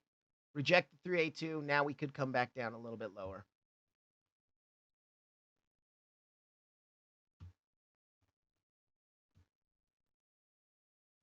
Yeah, money flow looks kind of bearish here. No bull divs on the chart. Not locally. Let's look on the 4-hour. That's the 3-hour. Yeah, to me, it doesn't look too good here. We had some bear divs, some slight bear divs between our wave 4 highs. Very slight, but they are there. And now money flow's kind of draining back out again. You can also see the bear divs in here. And no money flow bear divs, but money flow draining into the red here. You know, I'd look for taking out this low, even if we're going to see some sort of range form in here. You're at the value area low. If this value area low holds, look at we're bouncing from value area low, but we're back testing that channel. So if you can get back inside the channel, it's probably a fake out of the channel. and we might continue working your way up to the top of the channel where that 0.5 is going to be close, or at least up to the midline again. But yeah, circle doesn't look too. I mean, I'm not interested in it right now. Okay, let me check. He draws those well. I struggle getting them right for some reason. I'd rather watch Coons trading. Yeah, Coons is the Elliott waves are just the best tool for long-term biases, getting a bullish or bearish bias, and that's where Coons really comes into play. Take time, perfect. Yeah, 69K, not a real high. It's a WXY that. Yeah, I think it's a corrective move as well. 50% of all people actually found out about the like button. Please hit the like button, guys. Let's see if we can get up that up to 70%. A lot of you guys have been hitting that like button lately, and I really appreciate that. My live streams have been getting a lot of likes. So if you got any sort of insight into the market from today's live stream, please hit that like button. Fettuccine Genie, welcome in, man. Welcome in. And where are we going? It depends on if we can reclaim 107.3. We really need to reclaim 107.3, which is that key anchored VWAP. If we can close today's candle above it or the weekly candle above it, we might be able to make a move up to 111 or 117.5, 117.6. Spoons, pitchforks, forks, knives. Yep, there we go. Forks in general. Red Tober. Yeah. We have a single print and poor highs today. You sent in Discord. Okay, let me check that. We'll look at AVAX. Did you take any long? I have not longed. First of all, we made that low in the middle of the night while I was sleeping, and I did not take it. I just woke up to. Oh, actually, I did take a long on ETH after we reclaimed the golden pocket. So we bounced from our 786. Remember yesterday we were looking at that golden pocket at the bottom of the pitchfork right here, or at the top of the pitchfork band. Well, we wicked past it while I was sleeping, and then when I was waking up, we were reclaiming it. So I said, okay, I'll take a little scalp long position on this, and I am long with the stop below the low. I have a small position size because that wick is so big there. You have to calculate your position size based off the stop loss. So, but we did have some nice when we reclaimed it. I did attempt a long position, so that's the only position I'm in right now. The only position. I did take profit on the Solana short. The Solana short took profit at the bottom of the pitchfork band, so it automatically TP'd that for me when we hit that. But Solana's looking kind of bearish too. We're breaking this little mini range value area low, and you can see we're rejecting the top of the pitchfork band. So there's a potential we could come down to 165 to 166 here on Solana. Didn't realize I put them in the. Oh gosh, just to realize I didn't put them in the oven. Dang. Well, at least you didn't burn them, Mark Dutch. I think not cooking them is better than not putting them into the oven. Yes. Also, guys, please subscribe to the channel because I'm so close to 3K subscribers, and I really would like to get there. So if you're not subscribed, please subscribe to the channel. I do try to provide as much content as I can for free to you guys. So if you appreciate that at all, please hit subscribe to the channel. Please hit the like button. And just thank you guys for everything. You know, thank you for being here. Thank you for everything. Okay, let me check Lu Dong's chat from earlier. We had some altcoins to look at.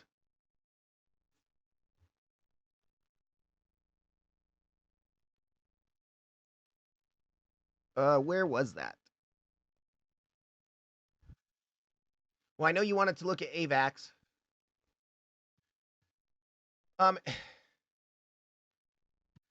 Yeah, that is the finance.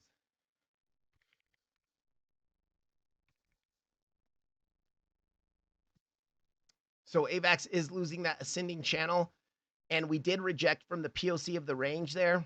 So it's looking like we could see another low come in on the charts and down to that value area low. Looking at a 5-wave impulse down, a wave 1, a wave 2. This was your big wave 3.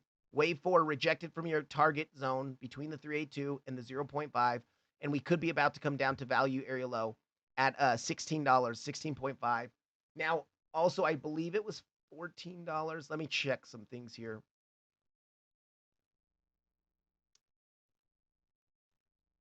We'll delete that channel now, and we'll delete this now.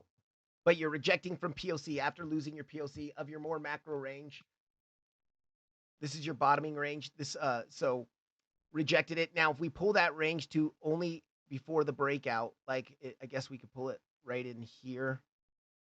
You're below your value area high. Remember, we were looking for, and we rejected the logarithmic golden pocket. That was the big thing here.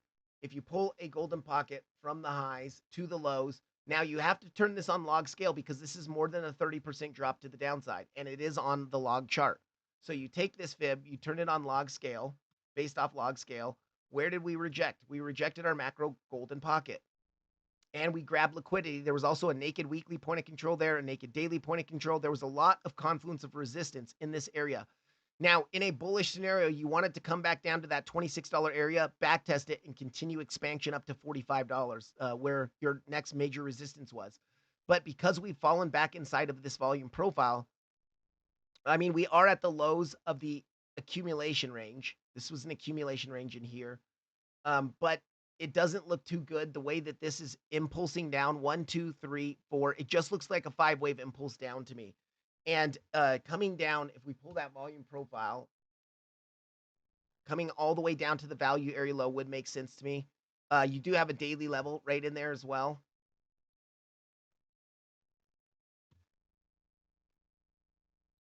You can see that daily level right there at 16.53 at the value area low.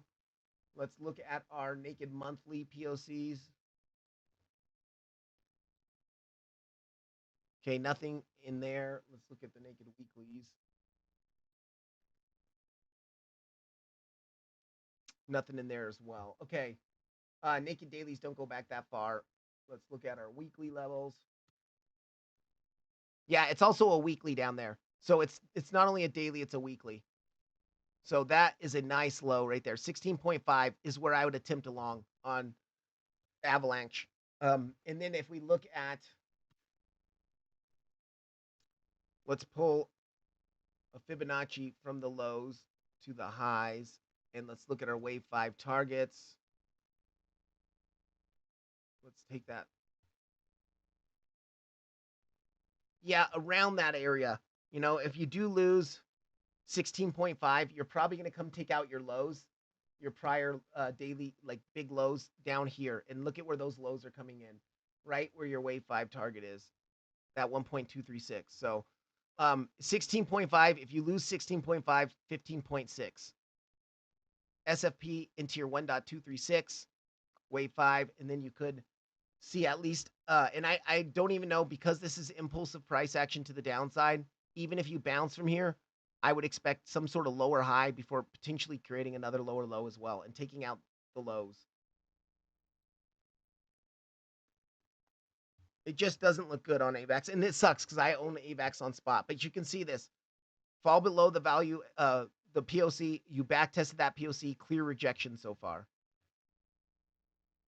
Daily time frame, money flow draining out, just crossing into the red, on NAMI. To me, it just looks like AVAX is going to drop a little bit lower. So we do have some bull divs here. 3-hour bull divs. We do have some 4-hour bull divs as well. Money flow is finally starting to curve up here. NAMI locally doesn't have bull divs, but regionally it does. And yeah, I mean, it's going to be interesting to see.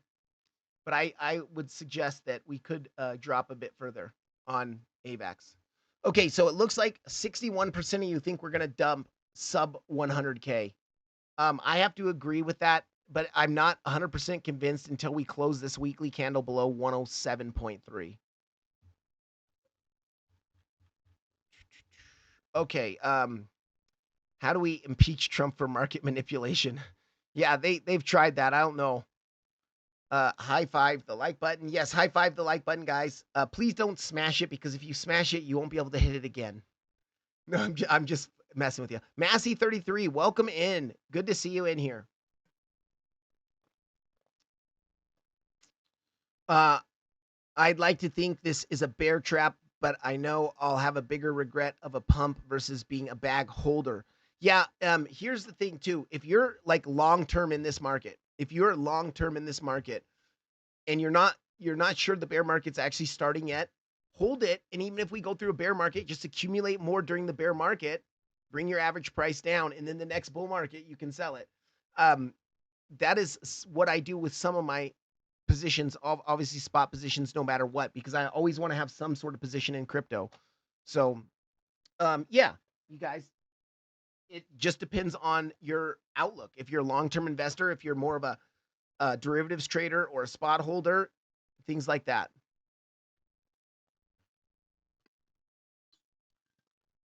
I do think AVAX will go up again.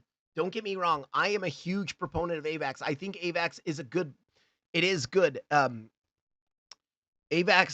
Solana, Chainlink, like those guys are really good ones.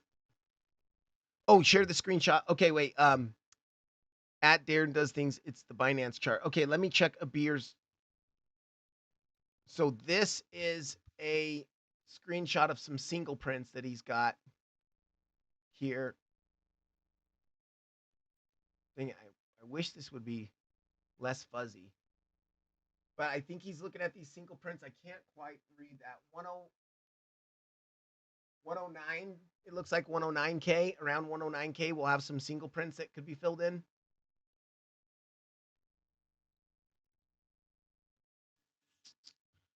Yeah. And right. Mark Dutch coined the orange swan of it, and I think that's a really good. I mean, that's a really awesome term because it is a real thing. MAGA, make AVAX great again. I am so down for that, MAGA, dude. I am so down.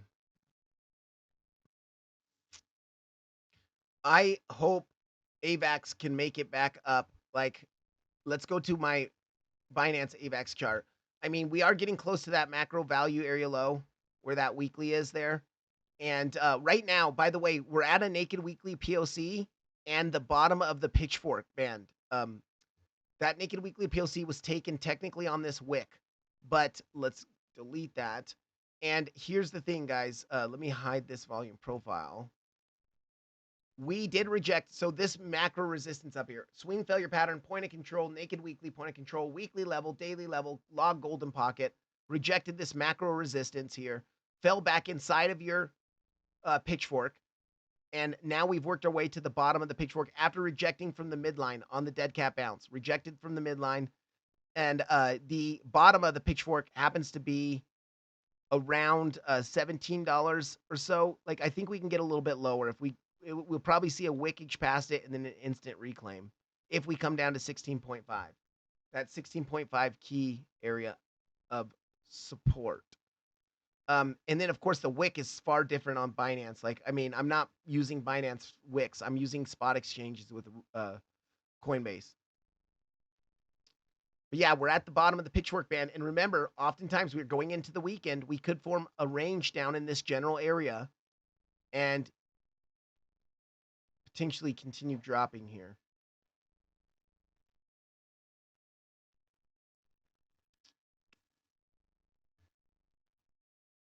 I mean, damn, look at that. I think we took out the bear market lows with that thing. Yeah, we did. We took out the bear market lows. Like, that is nuts. So if you had, I mean, how I wish I had some limit orders at the bear market lows. That would have been really nice. And of course, it would have had to been on Binance. You probably wouldn't have triggered it on Coinbase. No, you wouldn't have triggered it. Not probably. You wouldn't have. The other thing we can look at is our macro bearish pitchfork on AVAX. And on our macro bearish pitchfork, actually, let me go to the Coinbase AVAX because I have it on there as well. So if we look at our bearish pitchfork here, you can see that on the bearish pitchfork, we did come down to that lower band. And you can see that lower band is going to be coming in right around that weekly. So if we do drop again, you know, in a 5-wave impulse, technically all you have to do is take out the lows of wave 3. It could just be an SFP of those lows into the weekly and to the bottom of the band. And then we could start to really reclaim this and start to impulse out. I think if we do start to impulse out, we'll probably impulse up to this midline at like $24, see a rejection to golden pocket, and then you get your wave 3. Your wave 3 could push you up to take out those highs wave 4, and then a wave 5, bringing you up to that $45 area. $45 area, 42 to 45 is going to be a really big area of resistance. That is this $42 to $45 area. Value area high, golden pocket, swing failure pattern, pitchfork, daily, weekly, up here. So, and then if we get up there, gosh, I will take some profit on my spot just based off of what we're seeing. Now, it depends though, because if we hold the bottom of the pitchfork and we start to break this bearish pitchfork in a bearish macro structure, we are in bearish macro structure, lower low, lower high, lower low, lower high, lower low. But on Coinbase, we didn't make a lower low yet. You're in bearish structure still. So if we can bounce and then we even get back up here, you would be breaking market structure bullishly by taking out that high, but I would still be worried about a significant retracement. So maybe take some profit here, buy here, and then hopefully you get coming up to take out your highs of what is that, $65, $66.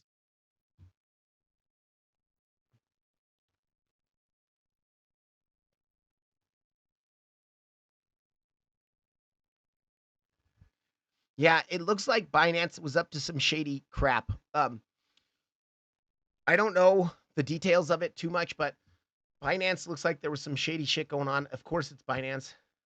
So we'll see if they get reprimanded for that. Yeah, Trump and Binance are working together, and Powell. Yeah, I wouldn't be surprised about that at all. Honestly, I wouldn't be surprised about that at all. And yeah, it makes sense. Anything is possible. 140K and or 65K, depending on news events. Uh, Mark Dutch, I couldn't have put it better, man. I couldn't have put it better myself, dude. You really understand, because 140 to 145 is kind of like a key high for me. And then, of course, in the 60s, really the 70s, 60s, even down to the 50s is kind of key lows for me. So anything can happen. And macroeconomics, if any of you are around in 2021, 2022, macroeconomics absolutely does play a factor in these markets. And of course, a global trade war would absolutely play a factor in these markets. So it depends on how China and the United States are, how deep into a war they're going to get, a trade war they're going to get, if they're going to be stubborn and actually try to fight this out, or if they're going to make some sort of deal. This weekly is no longer valid.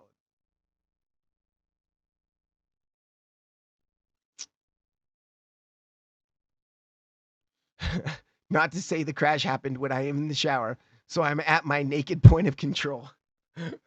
Yes, Machi HK. Yes, let's bounce from your naked point of control, okay? Yeah, Binance did look like they intentionally pulled some crap similar to FTX. I mean, $19 billion was wiped out, and then they said, oh, we're going to give $300 million back, airdrop it back. It's like that's a small fraction of what they caused at the dump. So it's pretty shady to me, pretty shady.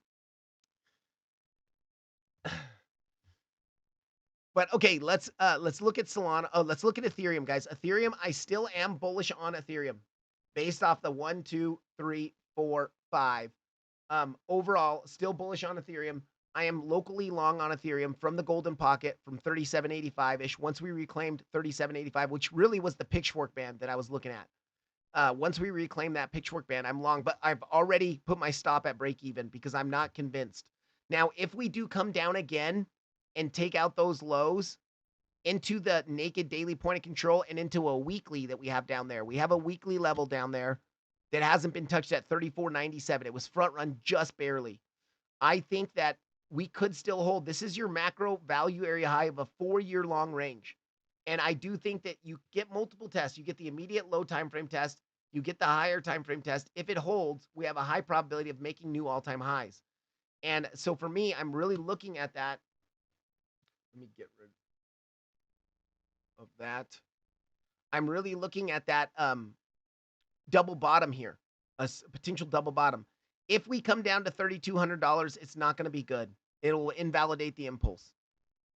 So that is going to be a very key level. It's going to be your pitchfork midline of your bullish pitchfork and a couple key anchored VWAPs, specifically your anchored VWAP from the low is going to be right around there. But if we do come down there, I do think we'll see a bounce from here but I would expect a lower high before starting to put in a lower low.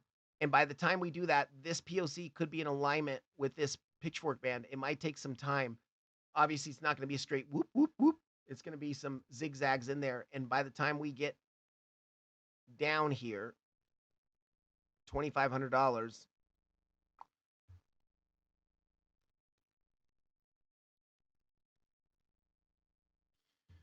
what I don't like what Ethereum did is you can see this upper range in here, and we did reject that upper range. Let me come back to this chart and let me throw on that volume profile. We did reject the value area low and the POC backtest of that upper range. So anytime you have a range, and remember, this looked like a distribution as well. Higher highs, we had the bear divs confirmed here, and money flow's been draining out of the asset as the range has been forming. So therefore giving me a little bit of a bias that this was going to be a distribution range. Well, we did kind of flush back down to your major support level. But if we are going to really start to distribute down, you backtest that prior range value area low and you reject, oftentimes you will come down and make new lows. Now, what I'm looking for is a new low, potentially a new low, but I want to just SFP the low of the crash on Coinbase into your naked daily POC and your weekly, and then get back up.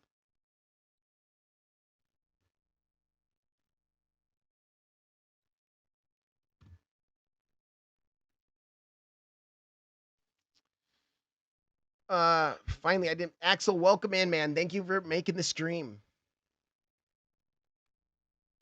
Not a fan of Kamala, but she'd never been pulling the rug out.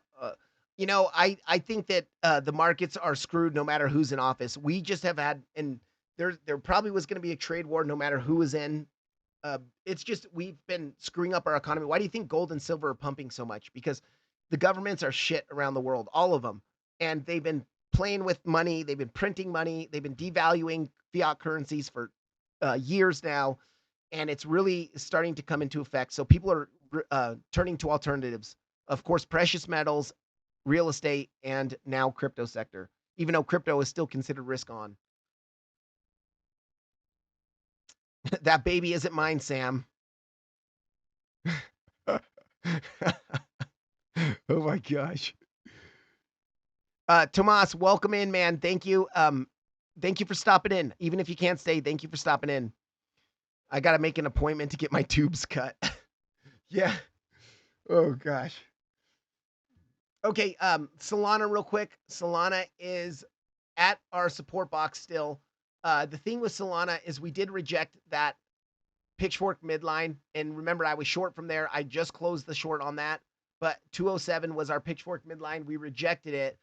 Money flow is continuing to drain out of the asset here on the daily. And I do think there's a possibility.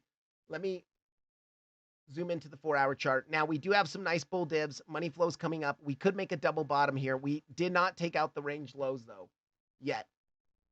Or the crash lows, excuse me, the crash lows.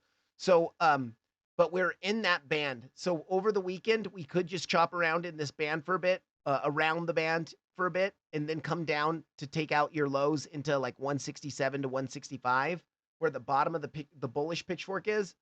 But for me, Solana has fallen back inside the volume profile.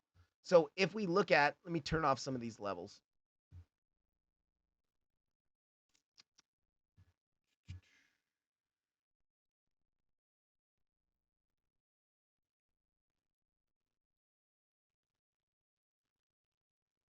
If we look at this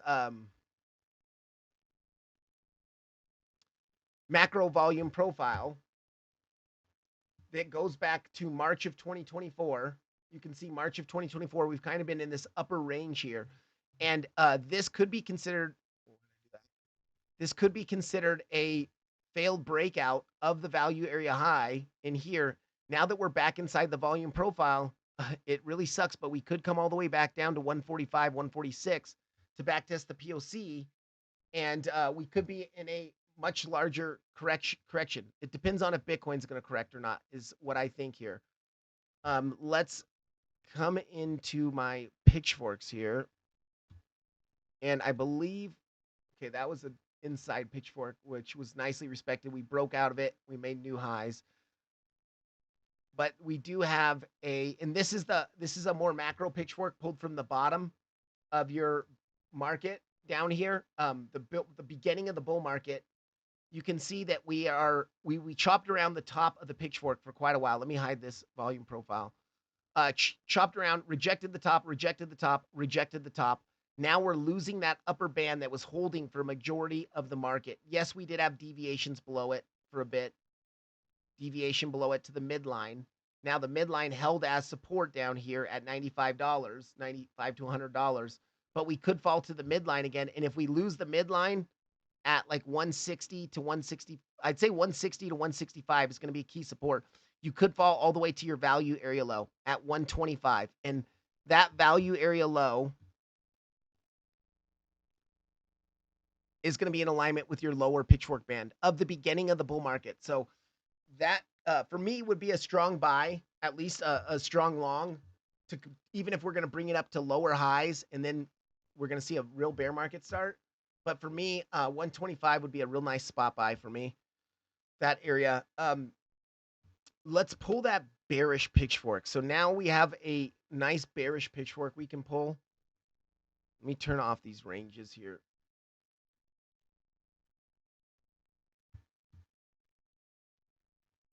So we have our all-time high. We have our crash down to $96, $95, and then we have our lower high in here from that weekly. And depending on how aggressive this dump is going to be, we might want to change this to a modified skiff.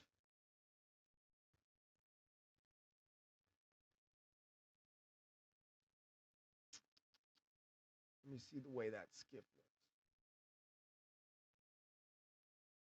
It doesn't make too much of a difference, to be honest.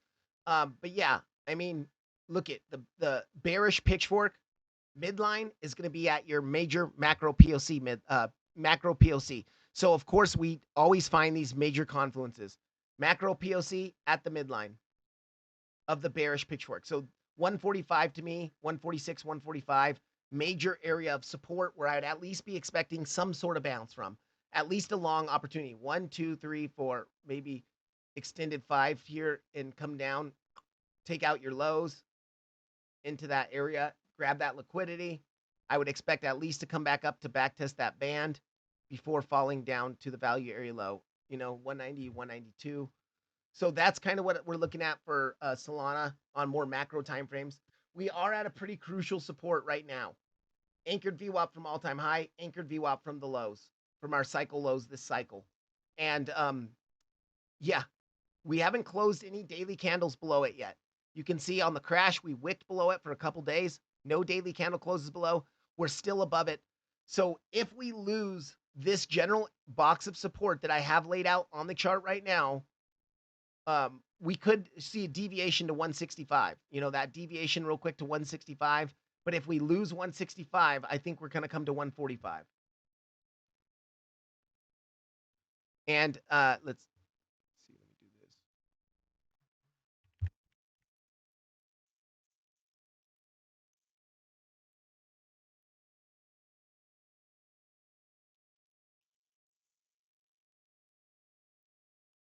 So we'll just have to see how it looks as we get down there.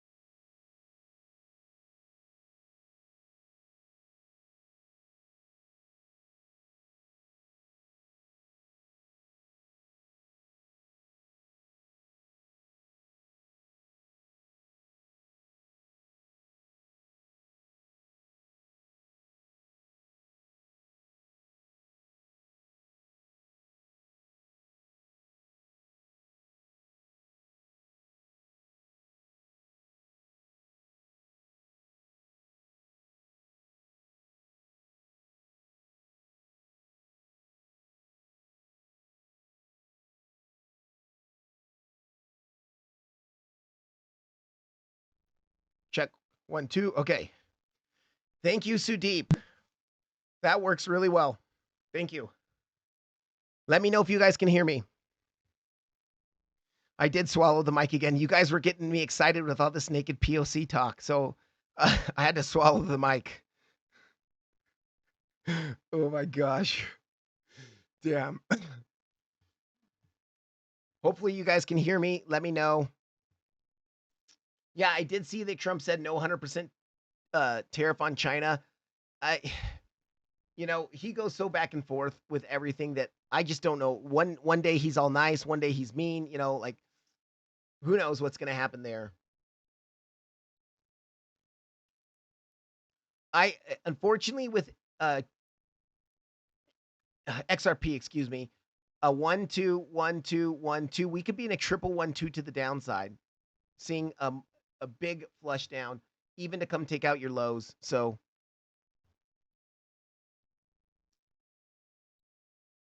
and we broke that channel.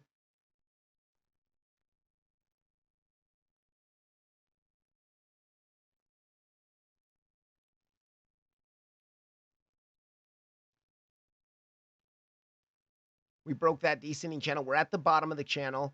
Still quite haven't lost it yet. You can see the wick past it, but we're still kind of floating around at the bottom here. We could see a small bounce, but if we do see a bounce, you're going to have to watch for another rejection at 242, like 241.8.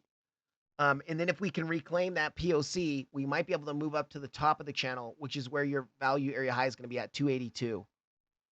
If so that's kind of key for me. 282 there. Okay. Sui, yeah, we'll do Sui and Link, and then I gotta get going, guys. So Sui, we are in this bearish pitchfork. We did come down to your midline, your pitchfork midline on the dump on Coinbase. Now this is Coinbase, guys, so very key. Bounce from your pitchfork midline, but we're losing the pitchfork band again, the upper pitchfork band again. We did SFP the range lows, our micro range lows, like our 6-7 day long range lows, but we're still below them. Now they're acting as resistance. If we cannot reclaim these range lows here, we're probably going to keep dropping and we might drop to the midline again. If we can drop to the midline again and SFP the crash lows into the midline, I'll look for a mega long. Not mega long, a long. You can see that SFP into the midline would be really nice at $2. And then I would look for long at least back up to the pitchfork band around 252 to like 268. But once again, this kind of looks bearish. And I said this the other day. It looks like we could be in an impulse down. A wave 1, a wave 2. This could all be your wave 3 here. Bouncing a wave 4 maybe to back test that channel or band, excuse me, and then a wave 5 down. And then you could see a 3-wave corrective move up, followed by another 5-wave impulse down, and then there. Let's do this from the highs to the lows. Put on your wave 4. Yeah, so between the 382 and the 0.5, that 0.5 is actually really nice too because it's where the back test of your macro value area low is. And we're losing the value area low. Zooming out to the daily time frame, you can see this upper range in here that we've been in since November of 2020. So our year-long range, we're below the value area low. And on our local impulse to the downside, right around that 0.5, you can see the value area low is going to be right where the pitchfork band is too. So if you reject, we see this so much, guys. You'll chop around a pitchfork band, you lose it, and then you come up for one more bearish back test of it. So let me do this real quick. So often what happens is you'll chop around the pitchfork band, you lose it, you make new lows, and then you'll come up and you'll back test the band, and then that's when you see the bigger drop to the downside. Doesn't look very good. Let's look at the 4-hour chart. Do we have the 4-hour bull divs? Yeah, we do have slight 4-hour bull divs, and money flow is starting to curve back up. Bull divs here, money flow is coming back up. So just watch this general area of like 266 to 268. If we reject 266 to 268, I think we are probably going to continue down further. But we were still kind of at our macro. I did buy some spot in here. And it really sucks that I bought spot here. Now, I did take some at the I did take some profit, only 20%, but I took some profit right at our value area high, and we also had a naked weekly point of control up there. And I was telling you guys about that before we came up there.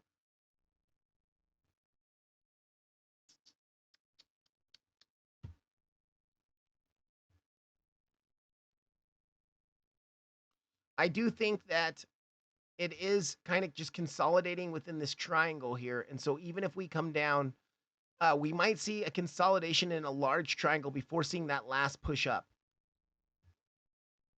1, 2, 3. This could all be a 4 in here, and then we could shoot up here in a 5.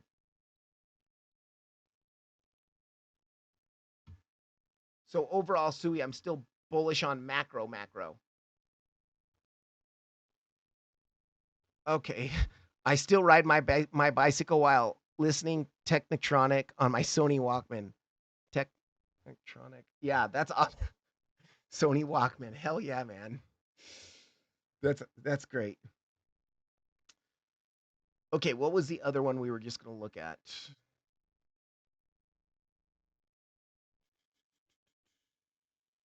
Link, Chainlink.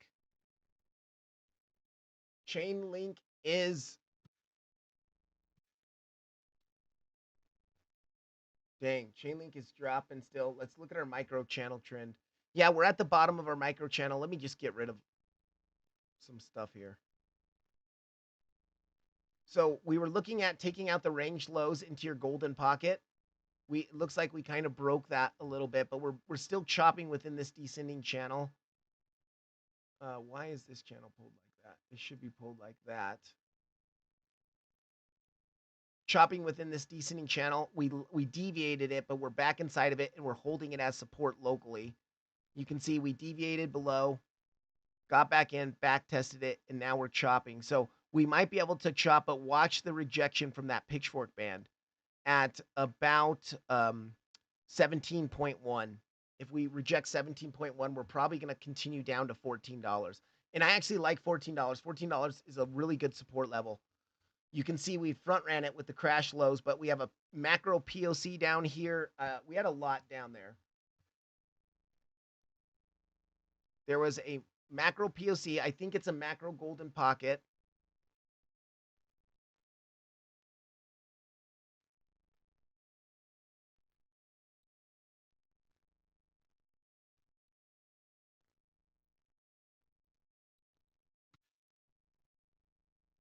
Maybe it was from this low.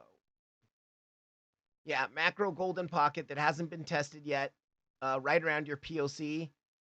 And then it is, I believe we have some other levels down there. We have a monthly that's close by at 13.3, some weeklies at 13.5. I have to get rid of that weekly. I have to clean up this. I haven't cleaned up the Chainlink chart since we crashed last week. Man, I've been lazy. But yeah, I do think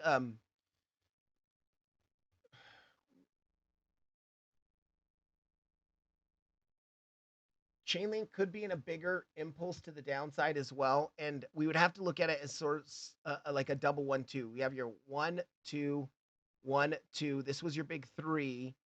So then you're 4, 5, 4, 5, potentially coming down $14 to like 13.5, where you have that weekly, and the bottom of the pitchfork could be a nice buy. But either way, between like 14 and $13, 13.3 is going to be a really nice buy on Chainlink.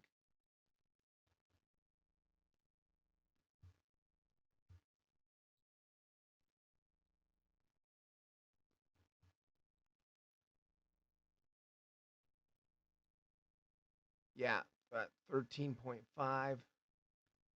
That's also a nice order block in there. You can see that weekly order block looks so nice right here from like 13.7 to like 13.5. So weekly order block is right around your macro POC.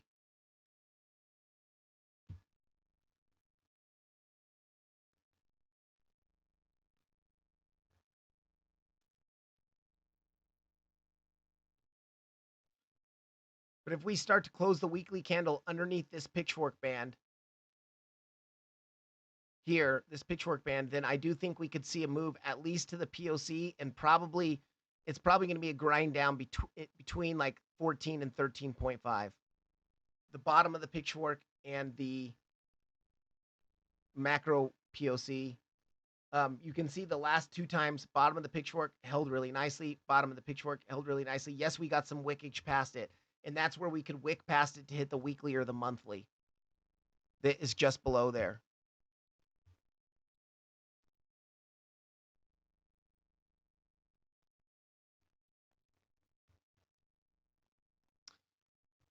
Bitcoin's trying to reclaim, really trying.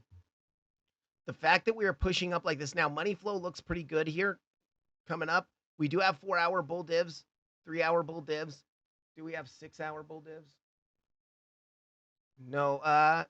Yeah, we do have 6-hour bull divs. Money flow doesn't look the best though.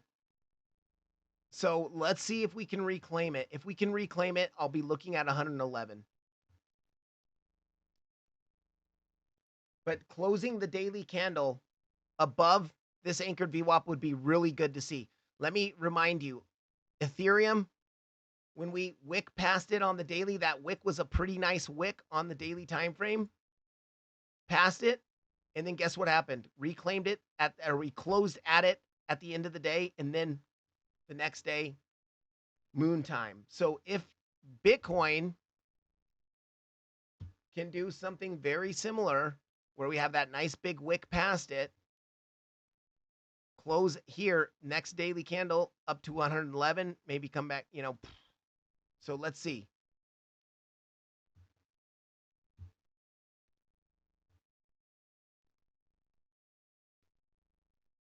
Yeah, and we did have nice bull divs here. Look at lower lows, higher lows. Now your money flow is curving up. You did not have really confirmation of money flow there.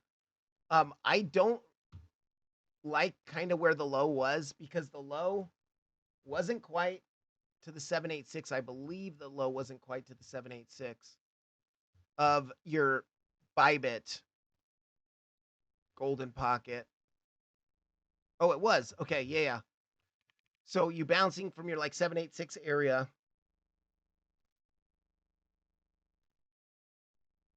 and you didn't hit the 886. That's pretty good. And you're reclaiming the Bybit anchored VWAP already. You're reclaiming the Binance anchored VWAP already. Coinbase is the main one that I follow, and then the Bybit USD pair. We'll have to throw that on real quick. I think I have it. It's just not.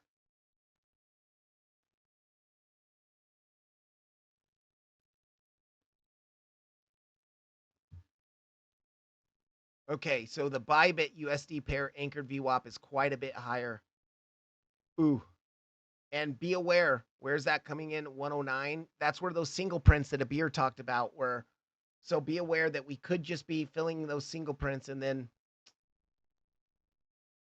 man, that's where it's confusing. But I really do think that 107.3, the Coinbase, is the one to watch. Just glaze my spare ribs one last time. Mark Dutch, what are you glazing them in? Because that sounds delicious. I'm going to make some steaks tomorrow. If you guys haven't tried, there is this really good seasoning, Spade El Ranch seasoning. It's so good.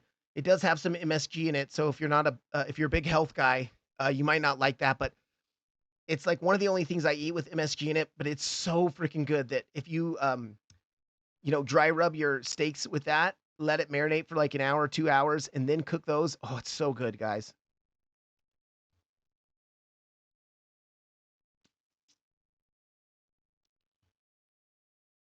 Rewind with a pencil when the batteries are empty. Okay, cool. We're trying to reclaim it. Nice little push up through it this time. How is my ETH long doing? Okay. One thing I don't like about this does look a little bit wedgy here. But we did bounce on Ethereum from the 786, by the way. That 786. Wait.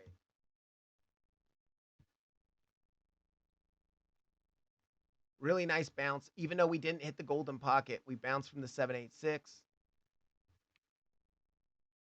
very nicely. And because we bounced and then we reclaimed the pitchfork band, that's why I longed it.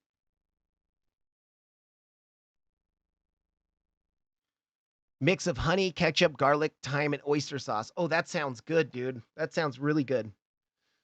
Mm. Heck yeah.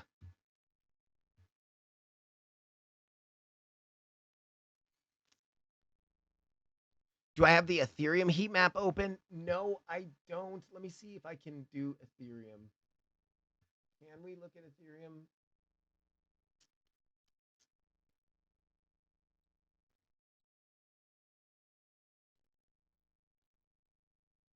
Shoot. I know there's a way. Wait, let's go here.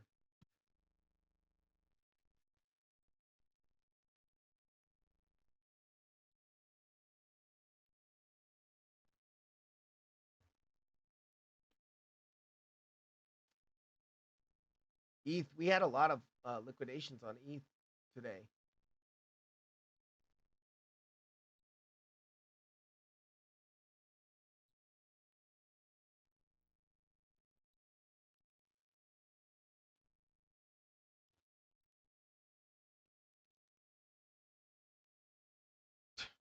Yeah, that's crazy how much people got liquidated.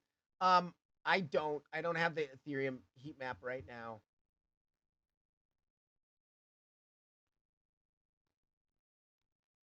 But guys, I'm gonna get going. Been about 2 hours and 5 minutes since I started the stream. Have a good weekend. Remember, weekend ranges. We could see some volatility a little bit more than usual on Saturday because of the Fed speaking. I think it is. Let me. This week on Saturday, we have. Oh wait, sorry, that wasn't for us. I don't know why I was thinking that was for us. So never mind. Saturday, but Sunday, we always have some bit of running in Sunday because other markets around the world are opening. And yeah, thank you guys for joining. Please, if you haven't hit the like button on your way out, please hit the like button. I will be live my normal schedule Tuesday, Thursday, Friday next week. And appreciate y'all so much. I really do. Thank you for so much for being here. Mods, Mark Dutch, Too Deep, R Pink, Time Attack. Thank you guys. Beer. Thank you guys so much for being here for Mod, and I really appreciate you guys. And I will see you next week.